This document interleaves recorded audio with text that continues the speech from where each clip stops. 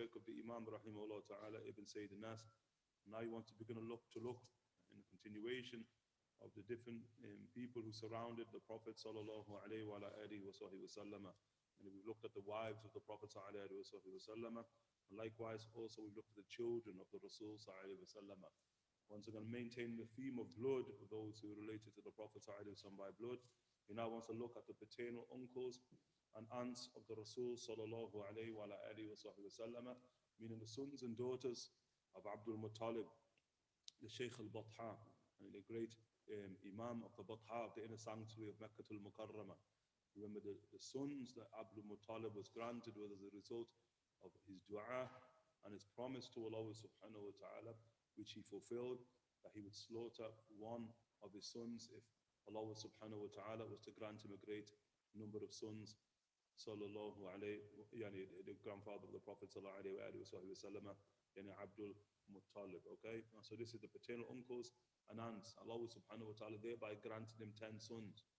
Remember, at the time, Abdul Muttalib only had one son, and that's the eldest of all the sons, whose name is Al Harith. And when we looked at the qissa or the narrative of Abdul Muttalib and the rediscovery of Zamzam, it becomes apparent to him that having one son is quote unquote sufficient in terms of definitions of power inside of a society, to hold sons inside of great esteem. It's like we see with Allah subhanahu wa ta'ala and Walid ibn Mughira in Surah Al-Mudathir, ذَرْنِي وَمَنْ خَلَقَتُ وَحِيدًا وَجَعَوْتُ لَهُ مَالًا مَمْدُودًا وَبَنِينَ شُهُودًا. They say inside of ancient Mecca, there are two essentials for power to be cemented inside of an individual, or by extension a family, or by extension a clan or a tribe, that they must be of great wealth. And that's why Allah Ta'ala says, ذَرْنِي وَمَنْ خَلَقَتُ وَحِيدًا. Leave me alone with the one who I created unique. وَجَعَوْتُ لَهُ مَالًا مَمْدُودًا. I gave him extensive wealth. It's one of the definitions of power. وَبَنِينَ شُهُودًا. بَنِينَ شُهُودًا, that you have a great number of sons, evident, prominent sons inside of society. And so ordinarily that he would make mention that 10 was a defining number in terms of power inside of society. So we look at it as an example, the verse in Mudathir, which is speaking about Walid ibn al-Mughira. Walid ibn al-Mughira, who's the father of Khalid ibn Walid, a man of extensive wealth, one, and two, a man of what? A great number of prominent sons, 10. And so he had a minimum of 10 sons, Walid ibn al-Mughira. And the like we also see with Abdul Muttalib. But at the beginning of the narrative, Abdul Muttalib only has one son, and that is Al-Harith, the eldest of all of the sons, okay? And then when he feels a type of vulnerability in the rediscovery of Zamzam, then his promise to Allah subhanahu wa ta'ala is that if Allah subhanahu wa ta'ala gives him an abundance of sons, then he will sacrifice one of them for the sake of Allah subhanahu wa ta'ala. Qissa ma'rufa, the narrative is well known what occurs thereafter. And Allah subhanahu wa ta'ala gave him 10 sons. As in tradition, he gave him 10 sons who came forth like the lords of the night. As they were migrating around the Kaaba, it's through them that the Sadana will be protected, through the sons of Abdul Muttalib. So those very sons of Abdul Muttalib, they become the uncles, obviously, of the Prophet ﷺ, paternal uncles as well as aunts. And so that's what his paternal uncles, Al-Harith, that's the eldest of them, and Qutham, Al-Zubair, Hamza, Al-Abbas, Abu Talib, whose name is Abd Manaf, Abu Lahab, whose name is Abdul Uzza, Abdul Ka'bah, Hajal, whose name is Al-Mughira, Dirar, and Al-Ghaydaq. Okay? And of them whose name is, often the Imams, rahimahullah ta'ala, when they speak of Abdul Muttalib, that he has a minimum of 10 sons. And some say he has up to 15 sons in Abdul Muttalib, okay, with a minimum of 10 sons in and of themselves. And again, these are not in order of age, not quote in chronological order, although the oldest of them is clearly Al-Harith. As for the rest, it's not quote unquote in chronological order. Okay, these are the sons of Abdul Muttalib.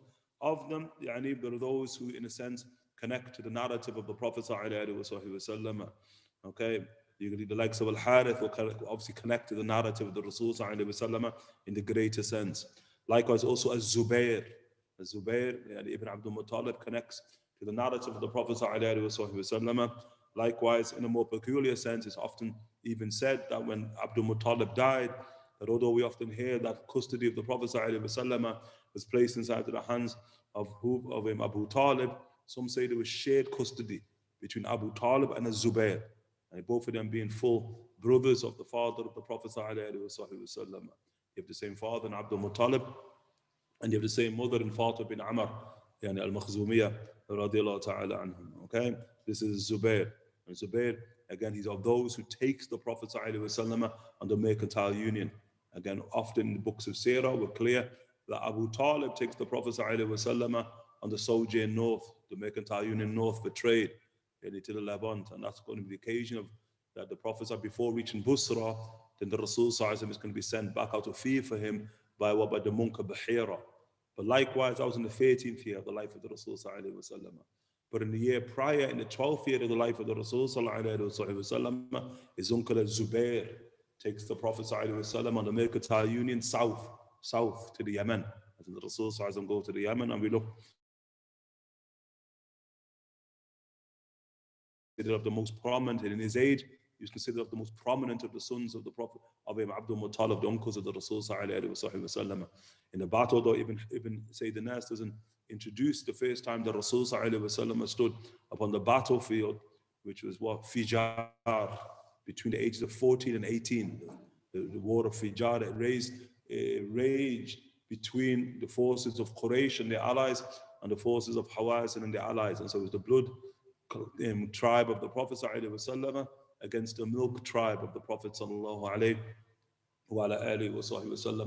And they were a leader from each of the clans of Quraysh who would lead their clans or their houses into battle under one supreme leadership. That one supreme leadership was the leadership of Harb ibn Umayyah.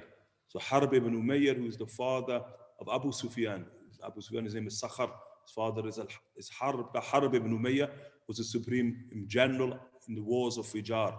But then under Harb ibn Umayyah, clans as well as houses would have their own individual leaders, generals, who would lead them into battle. And for the house of Hashim, it was Zubair. Zayd ibn Abdul-Muttalib was the supreme warrior, the supreme poet of Banu Hashim, and of himself, the full uncle of the Prophet sallallahu alaihi wasallam. Remember, he doesn't reach the age of prophecy, and he doesn't reach the age of prophecy. We will not speak about him in the context of whether he became Muslim or not, because by the time the Rasul stands upon the earth as a prophet in experience, and Zubair has what retained back to Allah subhanahu wa ta'ala.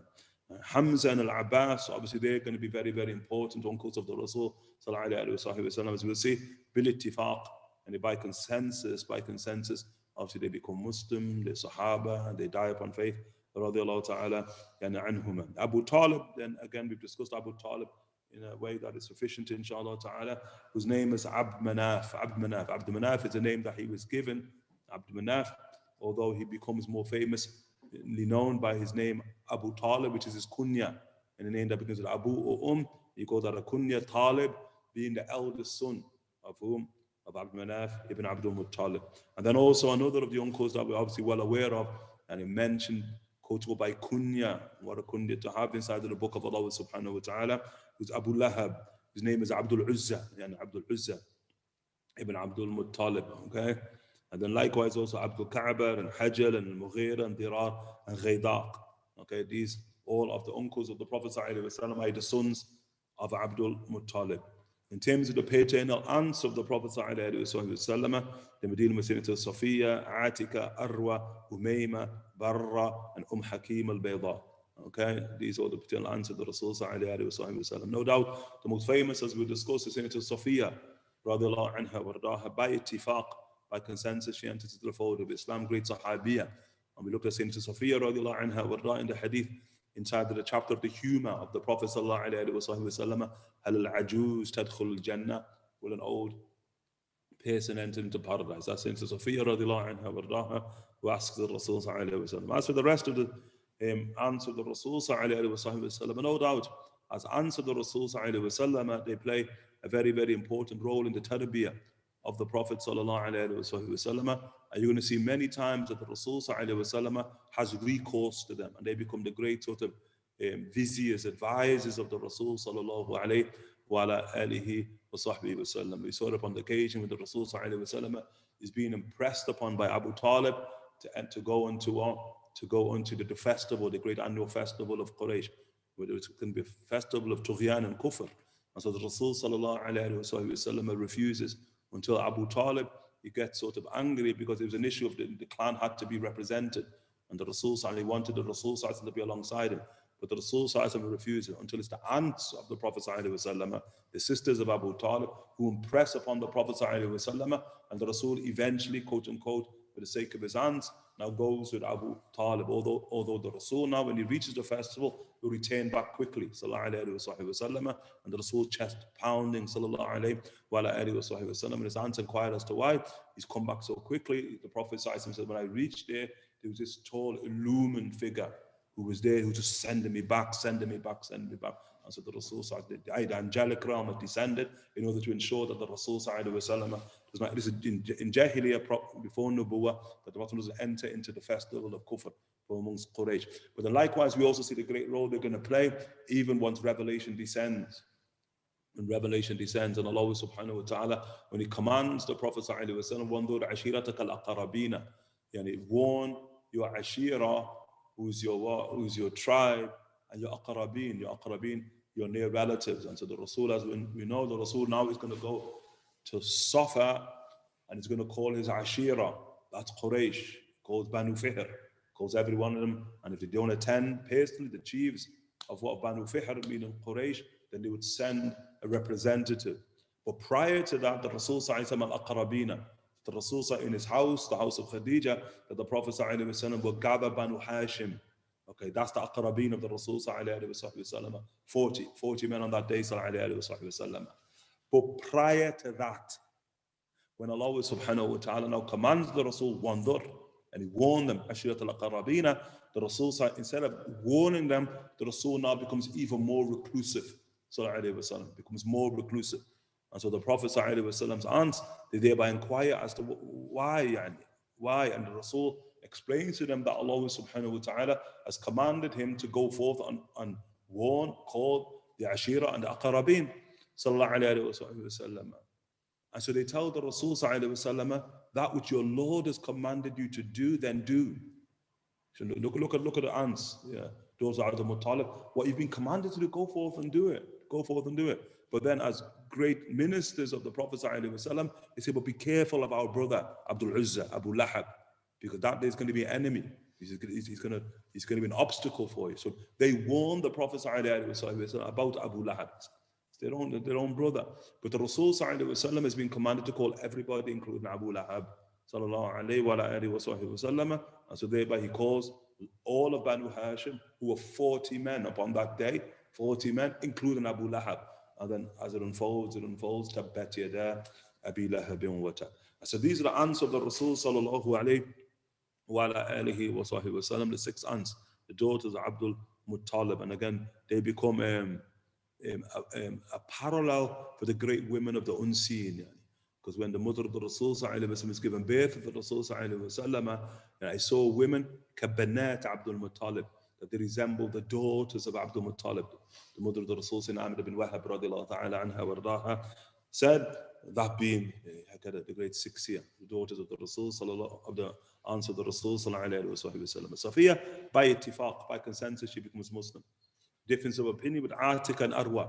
So there's opinions about Atiq and Arwa, did they become Muslim at all? Okay, there's issues. And then you also have the likes of Umayma and Barra. Okay, Umayma and Barra. Obviously, Umayma, that's the mother of Zaynab bin Jahash. Zaynab bin Jahash, radiallahu anha, wardaha. Zaynab bin Jahash, the great wife of the Prophet sallallahu alaihi wasallam.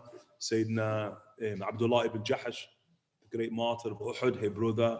Okay, this is their mother, Umayma. And obviously, she's also the mother of Ubaydullah ibn Jahash, also, who was the initial wife of Ramla bint Abi Sufyan. Habiba, radiallahu ta'ala anha, wardaha, but thereby kafar, and he disbelieves, irtad, and he apostates, and in Abyssinia, and dies in a state of apostasy. Okay, but that's their mother, Umayma, from the daughters of Abdul-Muttalib, who had said also inside of it's clear inside of the works that inside of Jahiliyyah, that she's from the Hunafa, and she's someone who declares the oneness of Allah subhanahu wa ta'ala. She's one of those who declares a belief in the manifestation of final prophecy. She's one of those who has a belief in life after death. She's one of those who has a radical commitment to makarim al-akhlaq. These 4 are the cornerstones of the Hanifiyah, the way you can recognize somebody who's a Hanif inside the Jahiliyyah. Do they believe in the oneness of Allah subhanahu wa ta'ala with a rejection of Taghut, a rejection of idolatry? Okay, sign. Do they likewise believe in the manifestation of final prophecy? That they now await the manifestation of the final prophet that Allah subhanahu wa ta'ala will send with the universal way. 2. 3. Do they believe in life after death? Okay, that once we die, that there's a life thereafter, resurrected in the court of Allah subhanahu wa ta'ala to face judgment.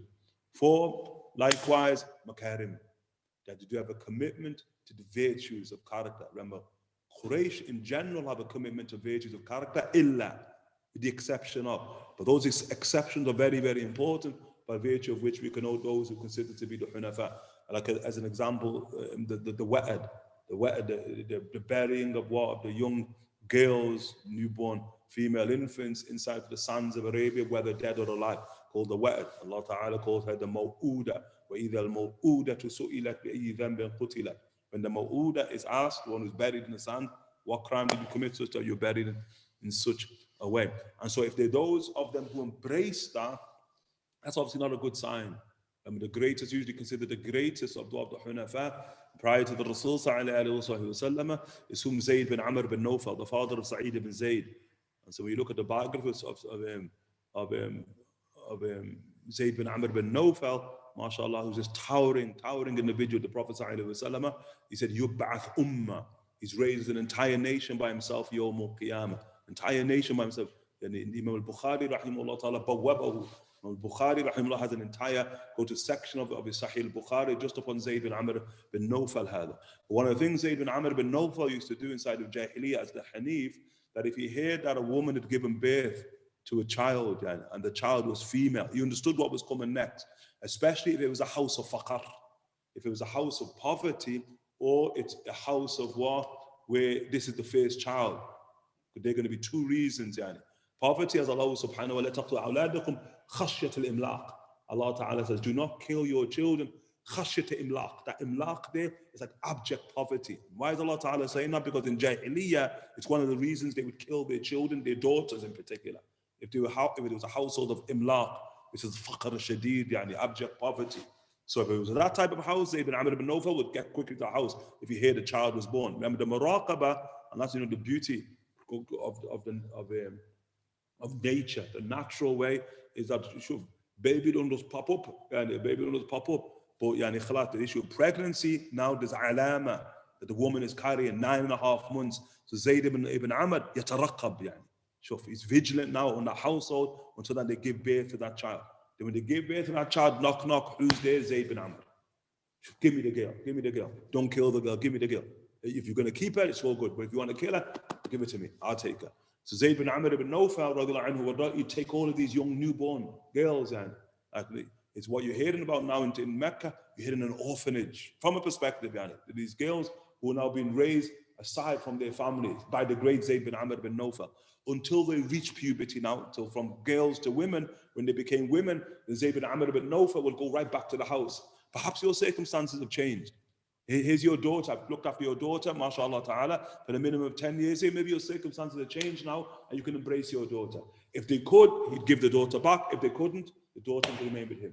Zayd bin Amr bin Nawfal. So that there, alamat al-Hanafiyya, it's a sign, distinct sign of the people of the Hanif. So although Quraysh, they're going to have this commitment to makarim, to akhlaq, in the generic sense. Because it's always important to understand that, because many people in Sirah have an erroneous understanding of who those people were in Jahiliyyah.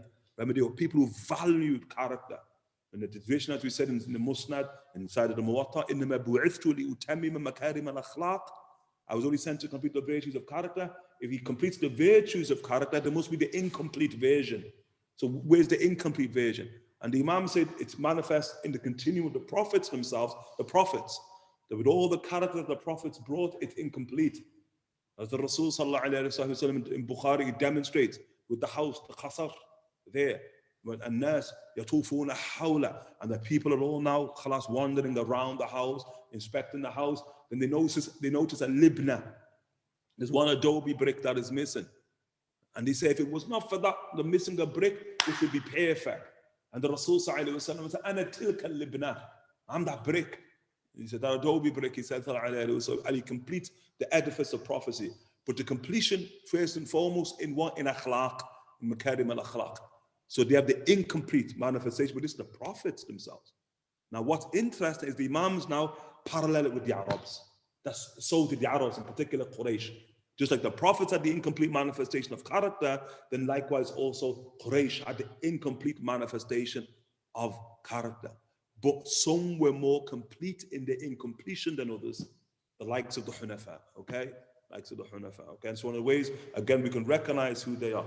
And so from amongst them, Umayma is clearly considered. Remember, these are daughters of Abdul-Muttalib and Abdul-Muttalib senior, and that's it's a type of father nobody's going to disobey, and in the age, nobody's going to disobey Abdul-Muttalib. Like, he's a man who commands respect inside the society from every single person, And so what about thereby his children? And it's very clear in the Hanafiyyah of Abdul-Muttalib himself. And so no doubt that impresses upon all of the children of Abdul-Muttalib, although the question then is which one of them lived to the age of prophecy, and then the question thereafter is which one of them embraced final prophecy in and of itself, sallallahu alayhi wa sallam. Okay, Barra, the likes of Barra, and Barra, who's mentioned, is the mother of whom? And Abdullah ibn Abdul-Asad al-Makhzumi, who's the full brother of the Prophet ﷺ in milk, the brother of the Rasul in milk, and Abdullah ibn Abdul-Asad al-Makhzumi, Abu Salama, the first husband of Salama, that's his mother, Barra. And then Hakim al-Bayda, who's the twin of the Prophet ﷺ's father, the twin of the Prophet ﷺ's father, that's whom, that's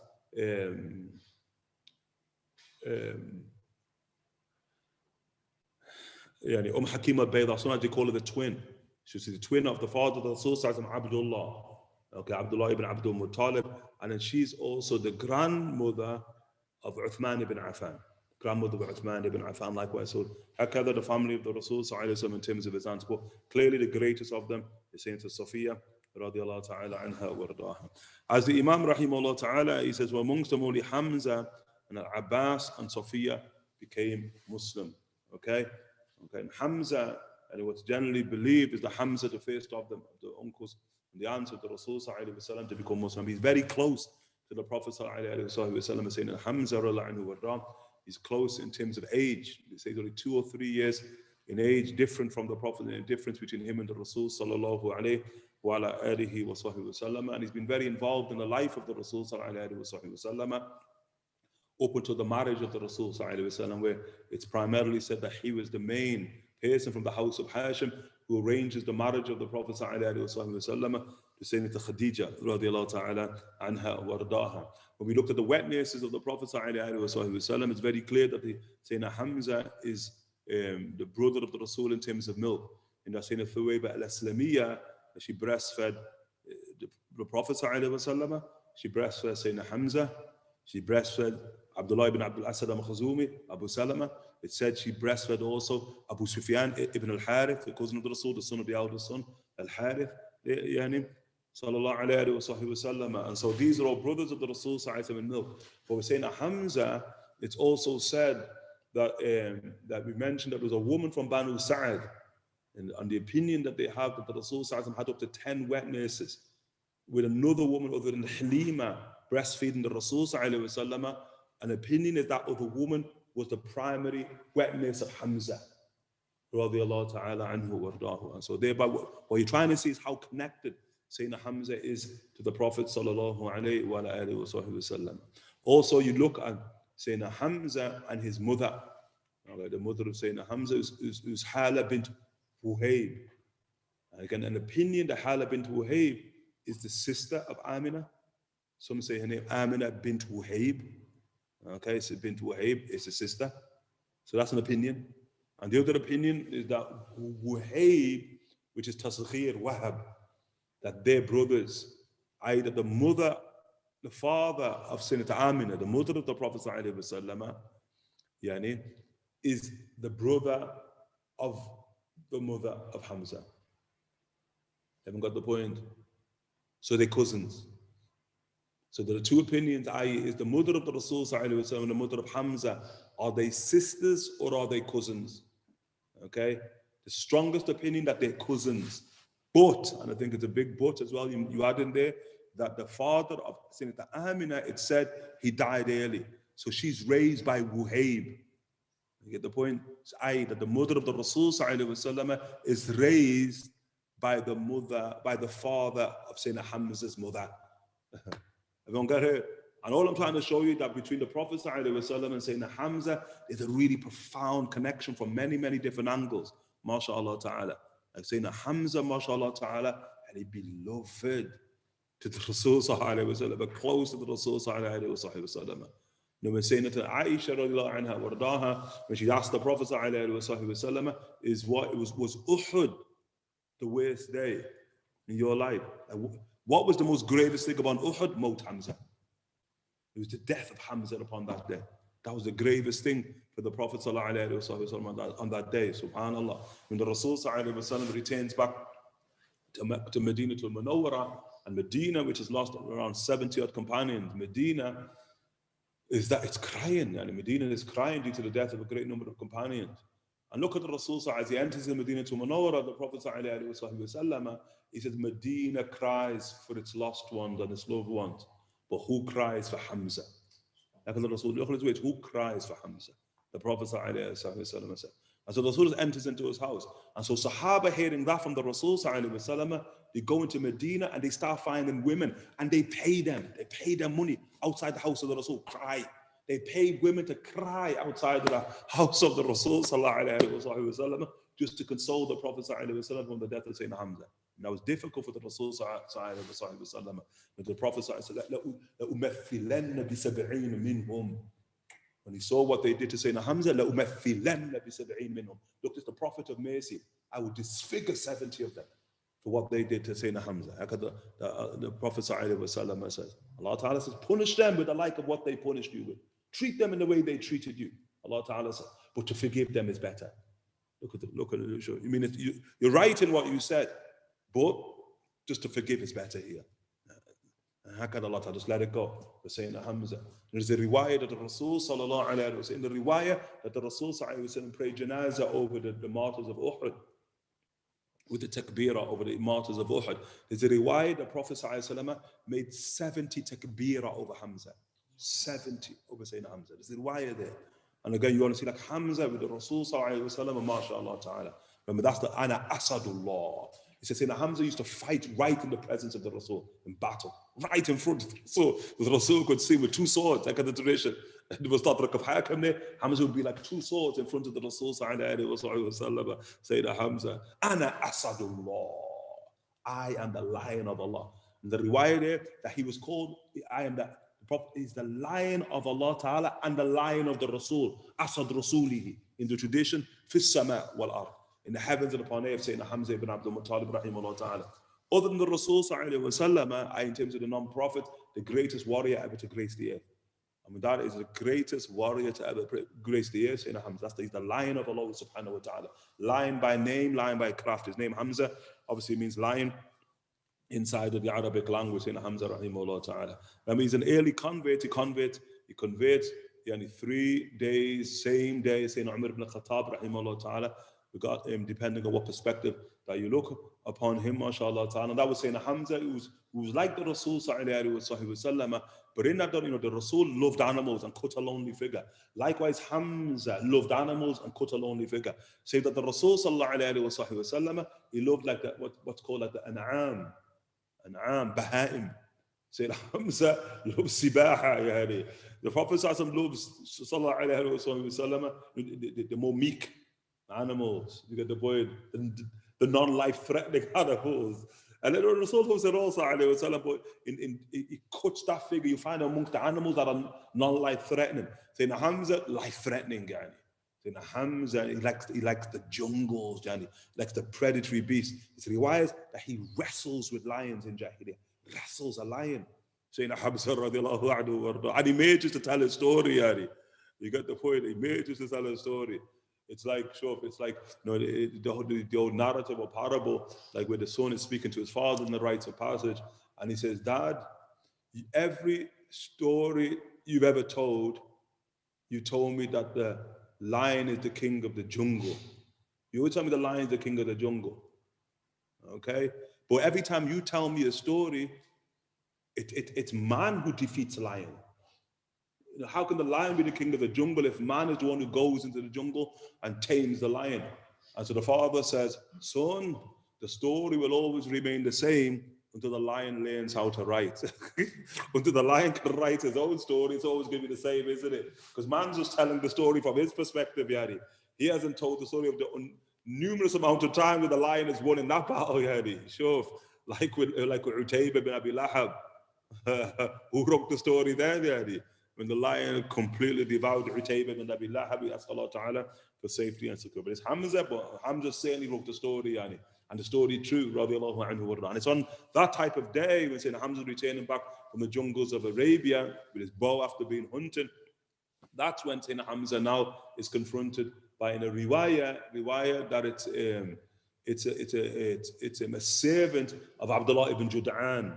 So Abdullah ibn Jud'an, we mentioned the great Taymi, the forerunner of Abu Bakr as-Siddiq. It's someone from the family of Abdullah ibn Jud'an who's the one who approaches Hamza and tells Hamza what Abu Jahl has just did to the Prophet sallallahu alaihi wasallam. In another riwayah, his name is Abu Bakhtari there, he's of the opinion of the biographer, he's of the opinion that it was actually Salma we spoke about yesterday, Salma.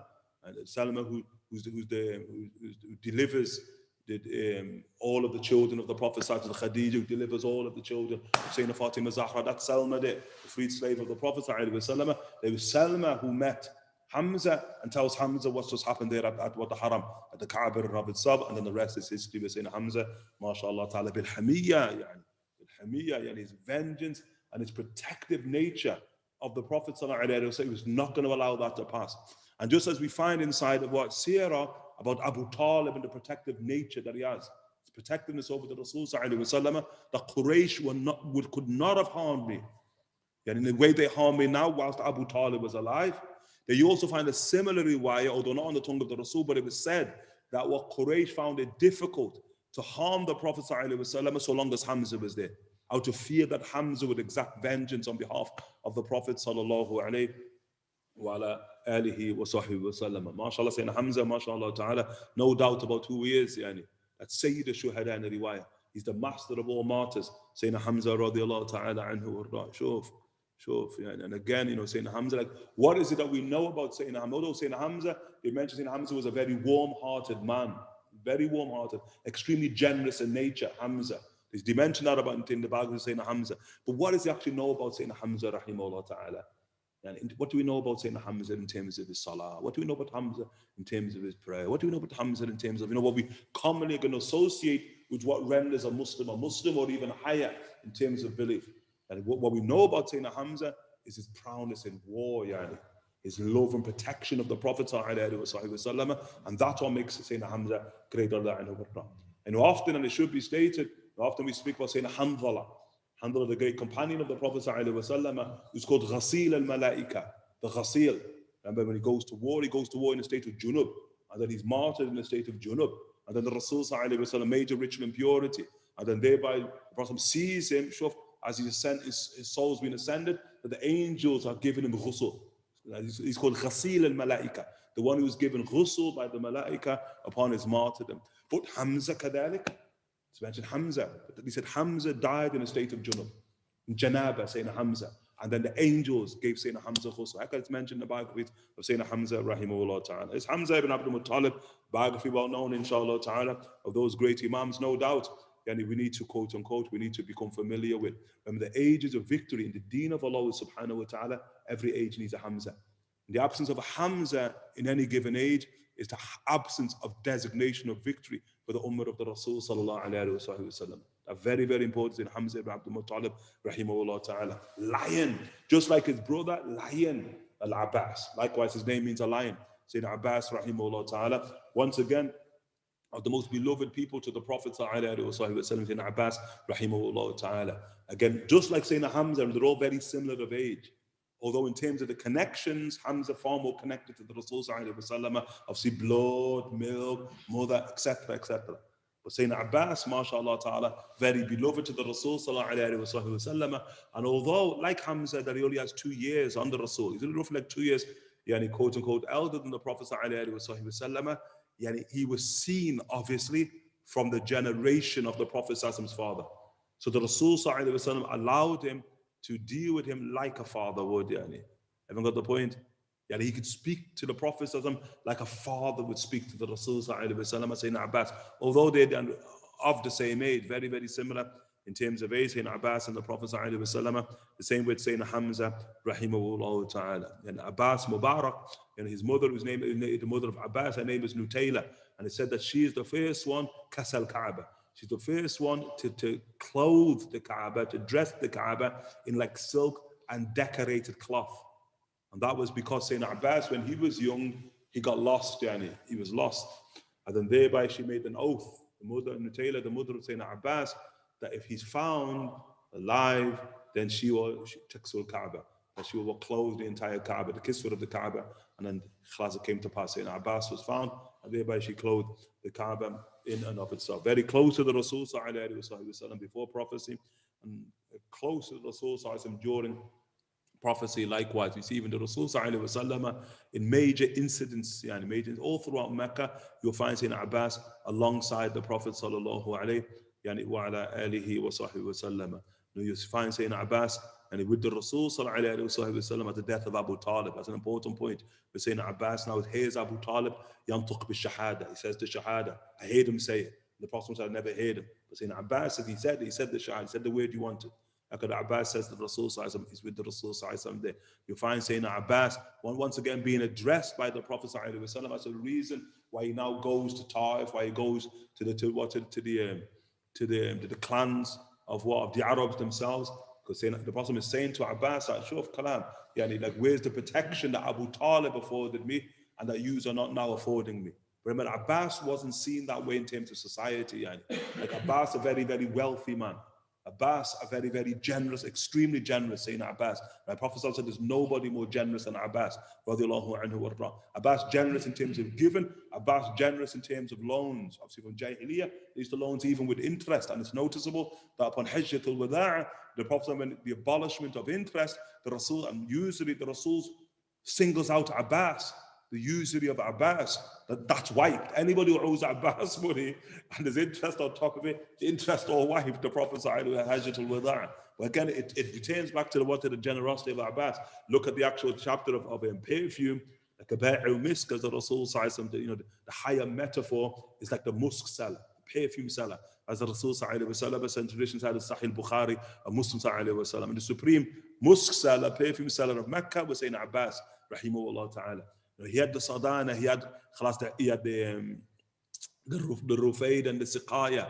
He was the one who controlled the wells for the Hujjaj and what have you. He had that generosity. He's the one who fed the pilgrims on behalf of Banu Hashim, because they had what's called the rifada, which is who feeds the pilgrims, and the siqaya, which is who now gives them the waters from the the wells of Mecca, in this case the well of Zamzam, after the age of Abdul-Muttalib. And so that's Sayyidina Abbas, rahimahullah ta'ala, very, very important. The great bay'at al-harb of the Ansar, it's Abbas. In the midst of the night, the Rasul only takes Abbas with him, to meet with the Ansar. And when the Prophet wants bay'ah for war, Abbas stops the Ansar. Says, you better understand what you're doing here. Don't put your hands in my don't put your hands in my nephew's hands here if you ain't gonna back him with your life. And the Ansar just politely pushed Abbas aside. We know exactly what this is about. That's called bay'at al-harb. The second bay'at al-aqaba. Remember, 4 months later, the Rasul is in Medina to Munawwara after that bay'at. This is Sayyidina Abbas. They differ. But when Sayyidina Abbas, rahimahullah ta'ala, becomes Muslim, Sayyidina Abbas, rahimahullah ta'ala. Sayyidina Abbas, like Hamza, the huge towering figures, mukhattat, excess of 9 foot, Sayyidina Abbas, bounty hunter, the Rasul send him. So the Rasul will send Abbas by himself to go and hunt people, Sayyidina Abbas, rahimahullah, Sayyidina Abbas, radiallahu anhu, as you mentioned, about the sons of Abu Lahab, the sons of Abu Lahab, Adam and Mu'attib, the 2 sons of Abu Lahab, when at Mecca, they scarpered, when the Rasul entered Mecca, they ran for their life. The Rasul sent Abbas, bring them back. Abbas hunted them down. The person there threatening to kill the Rasul sallallahu alaihi wasallam. I'm gonna. I say, that's what unleashed Abbas. Abbas when I found him in the jungle, Abbas found him, tied him up, dragged him to Medina, dragged him. Sayyidina Abbas, there you are, Ya Rasulullah, there he is. There's one who's shouting all this to the Arabs, and he's going to do this. Sayyidina Abbas, rahimahullah ta'ala. Abbas, mashallah, tabarakallah. Can we look at in Badr, because the difference of opinion, when did Abbas become Muslim? Did Abbas become Muslim in Mecca, but hid his Islam? Or did Abbas become Muslim at Badr and thereafter hide his Islam? Or did Abbas, which usually what they want to have, did Abbas become Muslim at Khaybar and hide his Islam to Fat Mecca? Like when exactly did Sayyidina Abbas become Muslim? But regardless, whichever position you take, it's clear his love for the Rasul inside of Mecca, and likewise also clear, mashallah ta'ala, his love for the Rasul inside of Medina to Munawwara, and his support of the Rasul sallallahu alayhi wa alihi wa sallam. Sayyidina Abbas, when he sees the dream of Badr, Badr, he sees it all in the dream state. Abbas, the great dreamer, everything was going to happen at Badr, he saw it in the dream state, as did Sophiya. Sophiya saw it in the dream state as well. And they're going out and telling Quraysh, now we've seen in the dream state, it's not going to go well here. And Abu Jahl is like, what do you mean? Yeah, he would say that about your own nephew, isn't it? Man, don't listen to them. Look, I get Abu Jahl. They're making it up. They're just trying to say it because they don't want their own nephew to be vanquished. But they saw it in the dream state. And then Abu Jahl then forces Abbas to go out to battle, the Battle of Badr. And so that's why the Prophet ﷺ says, whoever meets Abbas in battle, فَلَا تَقْتُلْهُ, nobody kill Abbas. He's been forced to go out against his will. Abbas, before he left, Abbas took all of his money. Abbas, a wealthy man. Abbas took all of his money and buried his money. And then he tells his wife, Lubabatul Kubra, father there, he tells her that, Shuf, where the money is, anything happen, don't come back alive, Shuf. Is the money, you, the kids, you're all sorted there. He says, so he gets the battle, then we said at the end of Badr, he's captured by the young Ansari. And that's where the Rasul finds them arguing. And Abbas and young Ansari. And Abbas says, give me all of your armor. Abbas said, give you what? Give me your armor. Why you want my armor? He said, because I captured you. He said, you tiny thing, how you capture me? Abbas like, you, like, how did how did you capture me? He said, I did. Sure. And he's arguing, the both arguing, young Ansari teenager lad, arguing and saying Abbas is huge tower and Abbas accomplished a battle. He's Banu Hashim, sons of Abdul-Muttalib. And the Rasul overhears it, and the Rasul says to the Ansari, "Scoot, be silent. You were assisted by an angel min Sama al-Rabi'ah. There's an angel from the seventh heaven who descended and helped." Because Abbas was saying, no, it was this big illumined figure. He said, what do you mean big illumined figure? What do you mean big? It's me. That was me he's speaking about. But what the ajaib of that, subhanAllah, is that Abbas, whatever was he Muslim or he's not Muslim, he's seeing the angel. But the Ansari, who's clearly Muslim, and is not seeing the angel. How can you mean, subhanAllah, subhanAllah. Jalla Jalaluhu ta'ala, Sayyidina Abbas, mashallah, tabarakallah, again, great and beloved to the Rasul. Sallallahu alayhi wa sallam. And so now at the end of the battle, when he's captured, the Rasul sallallahu alayhi wa sallam, when they decided about now ransoms, everyone paid the ransoms, if you shuf, the ransoms or teach, Abbas ransom. Abbas said, like, I'm skint, I'm skint. He said to the Rasul, I'm skint. I said, you got no money? He says, no, I ain't got no money. He said to the Rasul sallallahu alayhi wa sallam. And the Rasul said, none, what's I said, none, got no money. And so the Prophet ﷺ says, I know what about the money? That, when you leave and you told Father Lubabatul Kubra, that you'd buried all that money. It's such a place, and if anything happens to you. And Abbas looked at the Rasul ﷺ. He says, Wallahi, only Fadl and I knew about that. And the Rasul said, yeah, well, you sure? So that's amazing how they're all surprised, isn't it? They're all like still taken aback how the Rasul ﷺ could tell that this, subhanAllah. So Abbas had to pay his ransom. Abbas ibn Abdul-Muttalib. Great, saying Abbas, rahimahullah ta'ala, somebody held in very, very high esteem. Like you see, when saying Abbas, rahimahullah, his mafahim, his understanding of saying Abbas, rahimahullah ta'ala, when what Abu Sufyan at Mecca, when Abu Sufyan now emerges, and I got even say the Nas never did, Allah ta'ala, but didn't bring the Fath. He didn't bring Fath Mecca in the entire book, subhanAllah, in the Mukhtasar, as defining as the day is, At Mecca liberation, Mecca 88, it's not going to be fine on side of the book. But when Sayyidina Abbas is now going out, he goes out to Abu Sufyan. When you see the army of the Rasul now encamped, inside the deserts beyond Mecca to Mukarram, and the Rasul has commanded the 10,000, every man to light his own fire. So they're going to see 10,000 campfires in the pitches of the night, in the deserts of war, beyond Mecca to Mukarram. And this is the look of the Rasul want to avert war. Al-Harb Khida', war stratagem. It's about conflict resolution here. So when they see 10,000 campfires, because they're thinking, what, 10 people to each fire? Man, that's maybe 100,000 armies on the doorstep, yeah, and that's what he's in the midst of the night. And so Sayyidina Abbas and Abu Sufyan, he says to Sayyidina Abbas, he says, لَقَدْ أَصْبَحَ مُلْكَ إِبْنَ أَخِيكَ عَظِيمٌ. He said, the mulk, the empire, the kingdom of your nephew has now become great. Look at the mafhum of Abbas. وَيْحَكَ يَا أَبَا Sufyan. He says, woe to you, Ya Abu Sufyan. He said, this is not mulk. هذه النبوة. Look at this word, powerful word. قاعدة. This is not mulk. This is not kings. This is prophecy that you're gazing at. Completely different. He says, and thereby Sayyidina Abbas rides out with Abu Sufyan. Rides out to Abu Sufyan. Sure, to the Prophet says, you better now submit before it's too late. Forget Mecca and people of Mecca. You better save your own skin, Abbas tells him. Sure, I'll take you to the Prophet sallallahu alaihi wasallam. And so Abbas thereby takes, mashallah ta'ala, Abu Sufyan to the Prophet sallallahu alaihi wasallam. As Abbas is riding in there, the camps are being guarded. And they're like, who goes there? And they see, oh, it's Rasulillah. Look at him, the uncle of the Rasul sallallahu alaihi wasallam is coming.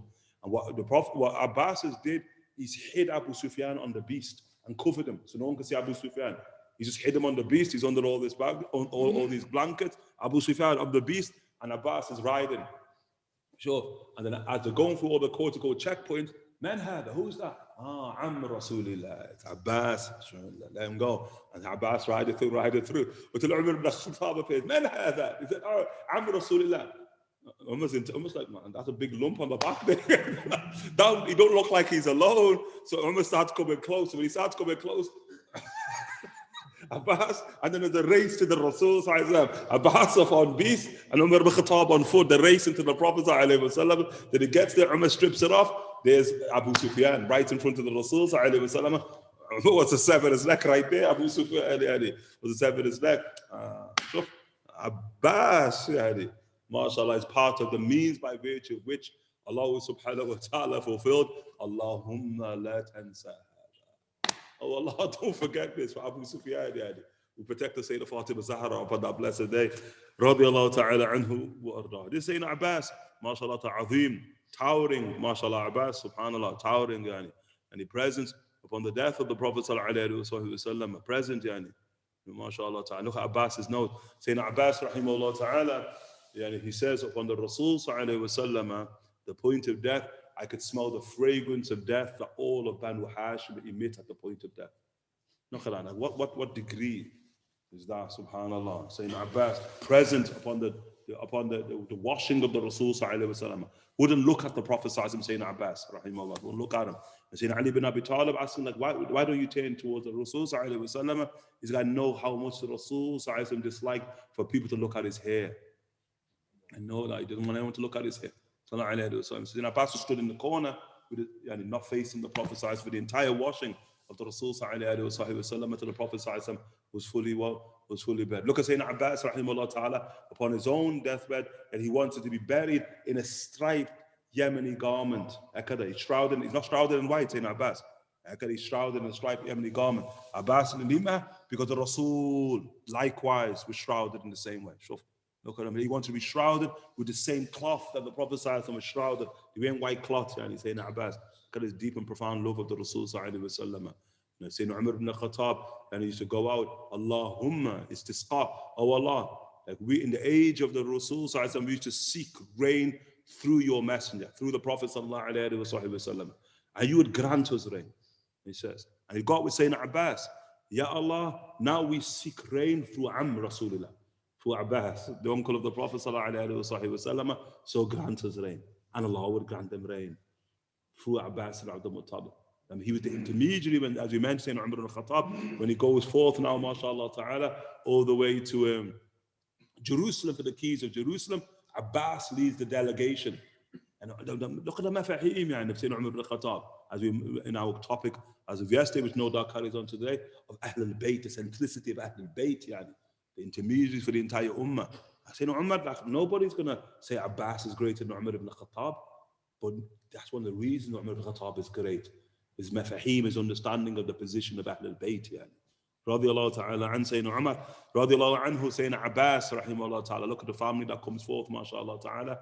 Abdullah ibn Abbas, Fadl ibn Abbas, Quthum ibn Abbas, Ubaydullah ibn Abbas, mashallah ta'ala, sons great, yani, mashallah ta'ala. And obviously from them come the Abbasids, yani, and it becomes one of the sort of the dawlas, the khilafat, yani, Muluk al-Adud, whichever you want to look at it, of the Ummah of the Rasul sallallahu alayhi wa sallam, with the lineage going back to Abbas.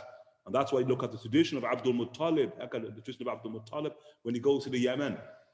And they ask him, like the high priests of the Yemen, the rabbis, they ask Abdul-Muttalib, when they see the impression of the bu'ah upon his face, Abdul-Muttalib striking due to the presence of the Rasul sallallahu alayhi wa sallam at a point in terms of his loins. And he said, do you allow us to examine you? He said to Abdul-Muttalib. Abdul-Muttalib says, dunaka awra.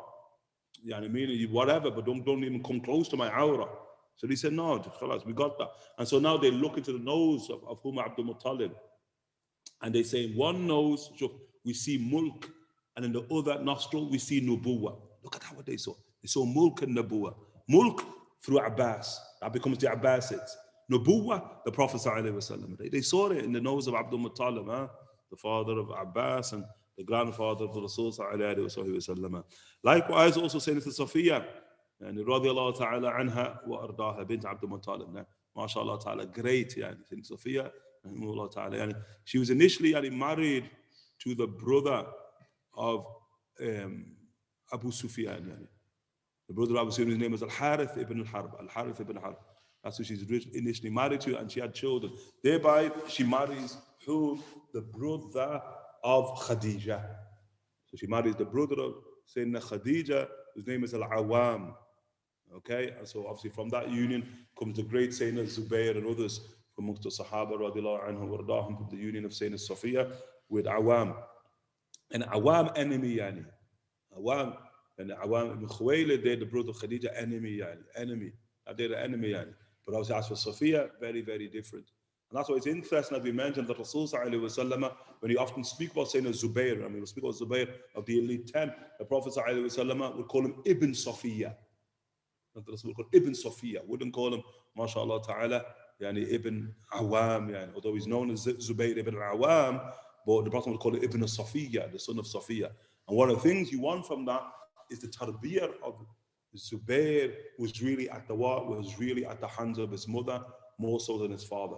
Like his father, yani, for reasons, and Allahu alam, if the faqih can say this, yani, but Zubair had a very sort of difficult childhood, saying Zubair rahimahullah ta'ala, a very difficult childhood from both his father and his mother. But like the father, it was not out of love, whereas the mother was. You see, the fact that Sayyidina Zubair becomes Muslim, that becomes very, very a cause of concern for his father. As his father ill-treats Sayyidina Zubair, rahimahullah ta'ala, really ill-treats him. And that's going to be one of the reasons why the Prophet ﷺ sends Zubair to Abyssinia on the Hijrah, on the first Hijrah, Sayyidina Zubair, rahimahullah ta'ala, ill-treatment. Although he was very, very young, you sure. But his mother didn't give him, quote-unquote, an easy ride. Like his mother, from a perspective, was even more strict. And I'm saying strict, although I'm tempted to use the word violent, okay? Because when I'm saying strict, I mean there is violence involved. Like she, with Sayyidina Zubair, rahimahullah ta'ala, to the point, that many of them would approach Sayyidina Sophiya and say, look, you're going to have to go easy with him, we don't know about this, the way you're treating the boy here. You're saying to Sophiya, and saying to Sophiya, radiallahu anha, wardaha, she's a warrior, Sophiya, a warrior, which is the irony of the name. Sophiya is like very nice, gentle, beautiful name. I know that she was, but she has the majesty to go with it, radiallahu anha, wardaha. She's the first woman to kill in Islam. Sophiya bint Abdul-Muttalib in war. She unsheathes at the fortress of Sayyidina Hassan with Thabit radiallahu anhu. When the Prophet ﷺ at the Battle of Khandaq, the Rasul ﷺ, God sent all the women, the children, to the fortress of Sayyidina Hassan with Thabit for safekeeping. Hassan, protect them. So Hassan keep the women safe. So now there's a Jewish man who comes to the actual fortress of Sayyidina Hassan with Thabit. And this Jewish man he wants to like get amongst the women and what have you. All the Prophet and the Sahaba at the trenches, fortified the trenches. So when Sayyidina Sophiya sees him, she says to Hassan, you're here for a reason, You get out there, You're here for a reason, Get out there. Just protect. Hassan, I'm paraphrasing, yeah, I'm here for a reason. If I was good at that, I wouldn't be here. I'd be, look, if I was good at that, I'd be in the trenches with you, the warriors, yani. And Hassan's like, I'm a poet, not a warrior, yani. Maybe ask me to recite some nice poetry, I can do that, yani. But that's what defended. And so Sayyidina Sophiya says, give me that. And she just snatches the sword from Sayyidina Hassan. She goes out, unsheathed, kills him, yani. They just clash. Sayyidina Sophiya skilled, yani. She's the first warrior, it is female warrior inside of Islam, said Sophiya. And after you hear about the great Musayba, and you hear about Masha, we're about to kill yani, the great Musayba and the great Khawla. And there are many greats amongst the Sahabiyat in war, yani. But Sophiya, mashallah ta'ala, Sophiya can, mashallah. That's why, remember, Sophiya, full sister to Hamza. She's a full sister to Hamza. And that's why, look, shuf the Prophet sallallahu alayhi wa sallam, yani, Yom Uhud, when Hamza was killed and disfigured, radiallahu ta'ala anhu wardahu, the Prophet sallallahu alayhi wa sallam, on the battlefield now, you see Sophiya entering the battlefield. So she's entering the battlefield, obviously heading towards Hamza. And so the Prophet sallallahu alayhi wa sallam, and he catches sight of her, the Rasul starts shouting, Al-Imra'ata, like the woman. And what is it? Mansub al-Hadar, the woman, check her, quickly, yani. And he's shouting that to Sayyidina Zubayr, his son. And so Zubayr now approaches his mother, says, you ain't going any further.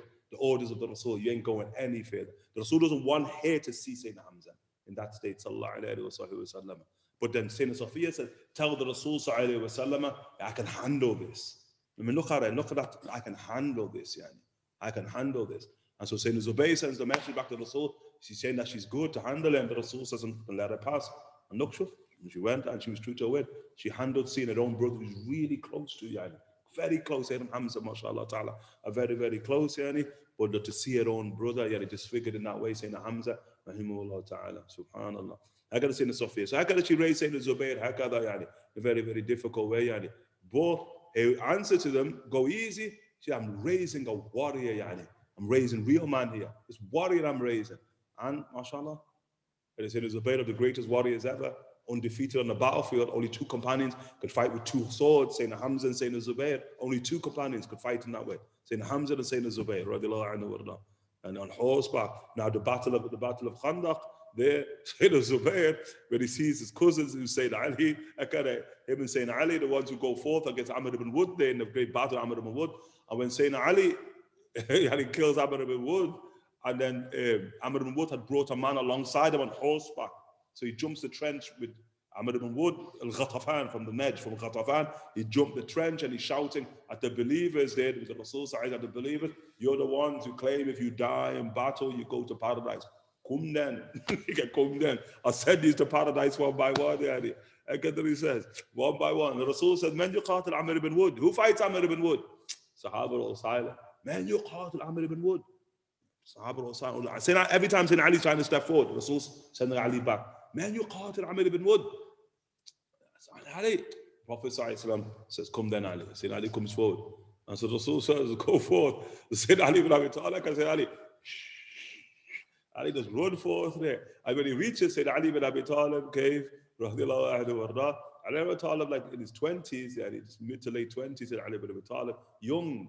I mean, the wars of old, the wars, age of Nabuwa, it's men, beyond the age of 40, when we talk men, beyond the age of 40, they're the ones who lead the troops into battle. I think Ali is like 20s, mid 20s. So Amr ibn Wood there, who's legend in Arabia, Ghatafan, bounty hunter. You get the point? Masonry. Amr ibn Wood. Amr ibn Wood like, ooh. He's like, who are you? Who are you? He's looking at this sort of fresh-faced young kid. He's like, who are you? And Ali ibn Talib, Ana Ali ibn Abi Talib. I'm Ali ibn Abi Talib. He says, Ibn Abi Talib, I know your dad. He says, I know your dad. And I have no interest in killing the son of Abu Talib. Look at that, yani. I have no interest. What am I to gain about killing the son of Abu Talib? Go back. Ali ibn Abi Talib says, but I've got interest in killing you. Like, what do you think I'm here for? And when he just said those words, Amr ibn Wood was in a rage. Amr ibn Wood, and he said he jumps off his beast, yani, unsheathes his sword, kills his horse. First thing, kills his horse. Like, I ain't going nowhere. He sure kills his horse, and him and Sayyidina Ali, they just clash at it. He said that the clash was so violent that in the desert, they just kick up like a sandstorm. A sandstorm's kicked up. The Sahaba saying they just disappear in the midst of the sandstorm, yani. And all you can hear is the movement of men, the panting of men, the clashing of swords. That's all you could hear. And he said all of a sudden it goes silent and they don't see nothing. Then Ali emerges from the sandstorm holding the head of Amr ibn Wood. Like I said, it's holding the head of the, so there's Harbour Yukabbirun. So when they Yukabbirun, the man who's jumped the trench, Amr ibn Wood, he's like, what that? So he starts on horseback, heading back to the trench. He's out. My point, Zubair barefoot. So the Zubair, a horse that's going to full speed to jump across the trench. So the Zubair chases after him barefoot, unsheathes, running, cuts him in half on top of the horse. Slices him in half, yani, on top of the horse. Saying Zubair ibn Awam, rahimahullah ta'ala. Like Zubair accomplished, fight with two swords, yani. Zubair, mashallah ta'ala, nobody else would say the Zubair, rahimahullah ta'ala. Zubair is special, but these are the Ashara, they're special, yani. Once early Mecca, akada the Rasul sallallahu alayhi wa sallam, you know, means subhanallah. The Prophet sallallahu alayhi wa sallam is in Hira. Rasul is in Hira. And the Rasul comes out of Hira, the cave of Hira, and he sees Zubair wandering the mountains. And Zubair only young, beneath 10 years of age, and he's got his father's sword, Awam, around his neck, and he's like too big for him. He's like he's dragging his father's sword in the mountains of Hira. And so the Rasul comes out and says, Zubair, what are you doing? And Zubair, like happy to see the and Zubair, and he says to the Rasul, they're going around in Mecca saying that they've killed you. They're saying in Mecca that they've killed you. And so the Prophet he gets what's going on. He says, yes, Zubair. And had they killed me, what would you have did with that? Because he's got the sword. What would you have did that? What would you do? He said, Ya Rasulullah, I would have killed every last man in Mecca. Look at it, I would have killed every last man in Mecca. Sure, a chiller daddy, Zubayr ibn Awam, subhanallah, that a very, very special man, radiallahu anhu warda, but he's Ibn Sophiya. Ibn Sophiya, mashallah, the great aunt of the Rasul sallallahu alayhi wa sallam, very beloved to the Rasul sallallahu alayhi wa sallam, that no doubt his favorite aunt, radiallahu ta'ala, anha wa ardaha. Okay, these are the uncles and aunts of the Rasul sallallahu alayhi wa sallam. Again, we've got to, can say what's the time now? Type. I'm going to read through here the freed slaves of the Prophet sallallahu alayhi wa sallam. So these are the Mawali.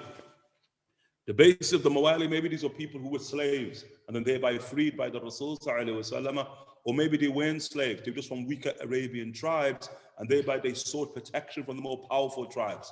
So a Mawla in the Arabic language, in Arabian history, it's one of two things. Either you're a slave who's thereby freed, or you're from a weaker Arabian clan. Obviously, in terms of Mecca, from beyond Mecca. So to live and to survive in Mecca, you needed a more powerful clan to protect you. So thereby you become affiliated with them. So you're affiliates of a more powerful clan. And so you carry the name of a Mawla, okay? A Mawla. And so this is what we're looking at in terms of the Prophet sallallahu alayhi wa sallam. I remember the Rasul sallallahu alayhi wa sallam, very, very important.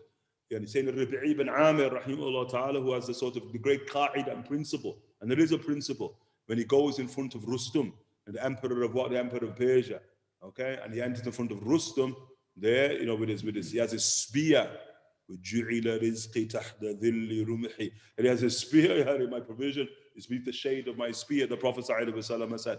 And he walks into the court of the emperor of Persia, you know, which was decorated with fineries and marble, and he's using his spear, the arrowhead side, as a walking stick.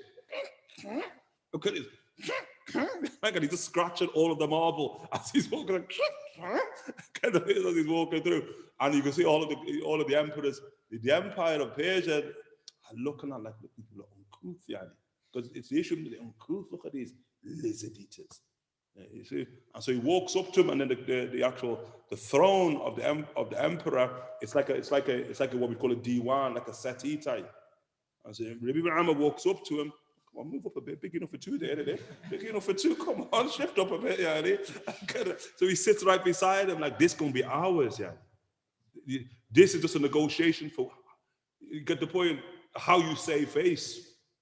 You get the point? You're going to go out like Trump, like you're not going to concede. No, we don't care whether you concede or whether you don't. You should just move up. I'm just giving you a bit of time just to sort of quote unquote, going to get used to this. And so now he says, Rustum says to Rabī ibn Amr, he says, what have you came with? What's your message? What have you came with? And so this qaida, جئتكم لأخرجكم من عبادة العباد إلى عبادة رب العباد. I've came to liberate you from the worship of slaves to the worship of the Lord of slaves. Shuf. Yeah, and that worship of slaves, even the mulkiyah. Remember, the point the Fakir wants is that shuf, the Rasul sallallahu alaihi wasallam comes to liberate, not to incarcerate. You get the point? The Prophet comes to emancipate, not to enslave. Sallallahu alayhi wa alihi wa sahbihi wa sallam. Sallallahu alayhi wa sahbihi wa sallam. So hakada the Rasul sallallahu alayhi wa sallam. And his free male slaves. And as Ibn Sayyid al-Nas, he says he lists them. He said they're far more than that. Yani. Don't think it's the Rasul liberating left, right, and center. Sallallahu alayhi wa sahbihi wa sallam. Look at the Rasul sallallahu alayhi wa sallam, the famous tradition inside of Tirmidhi. Of Malik ibn Tayyihan, rahimahullah ta'ala, Abu Haytham. With the Rasul cut a long story short, the Rasul goes to visit Abu Haytham in the midst of the night with Abu Bakr and Sayyidina Umar radiallahu anhuma. And then he finds that Abu Haytham is coming to the Rasul in the midst of the night. His wife is outside the house, she's cooking. Midst of the night, he's gone to the well, and the water skin's too big that he's just rolling the water skin back to the house. And the Rasul says, in the midst of the night, is waiting for him to return. And then when he comes and he sees the Rasul sallallahu alaihi wasallam, and he runs up to the Rasul, hakala, yaltazim, like the multazim. He's just on the Rasul, rubbing himself with the Rasul, saying, Fidan abi wa ummi. I will sacrifice my father and mother for you, ya Rasulullah.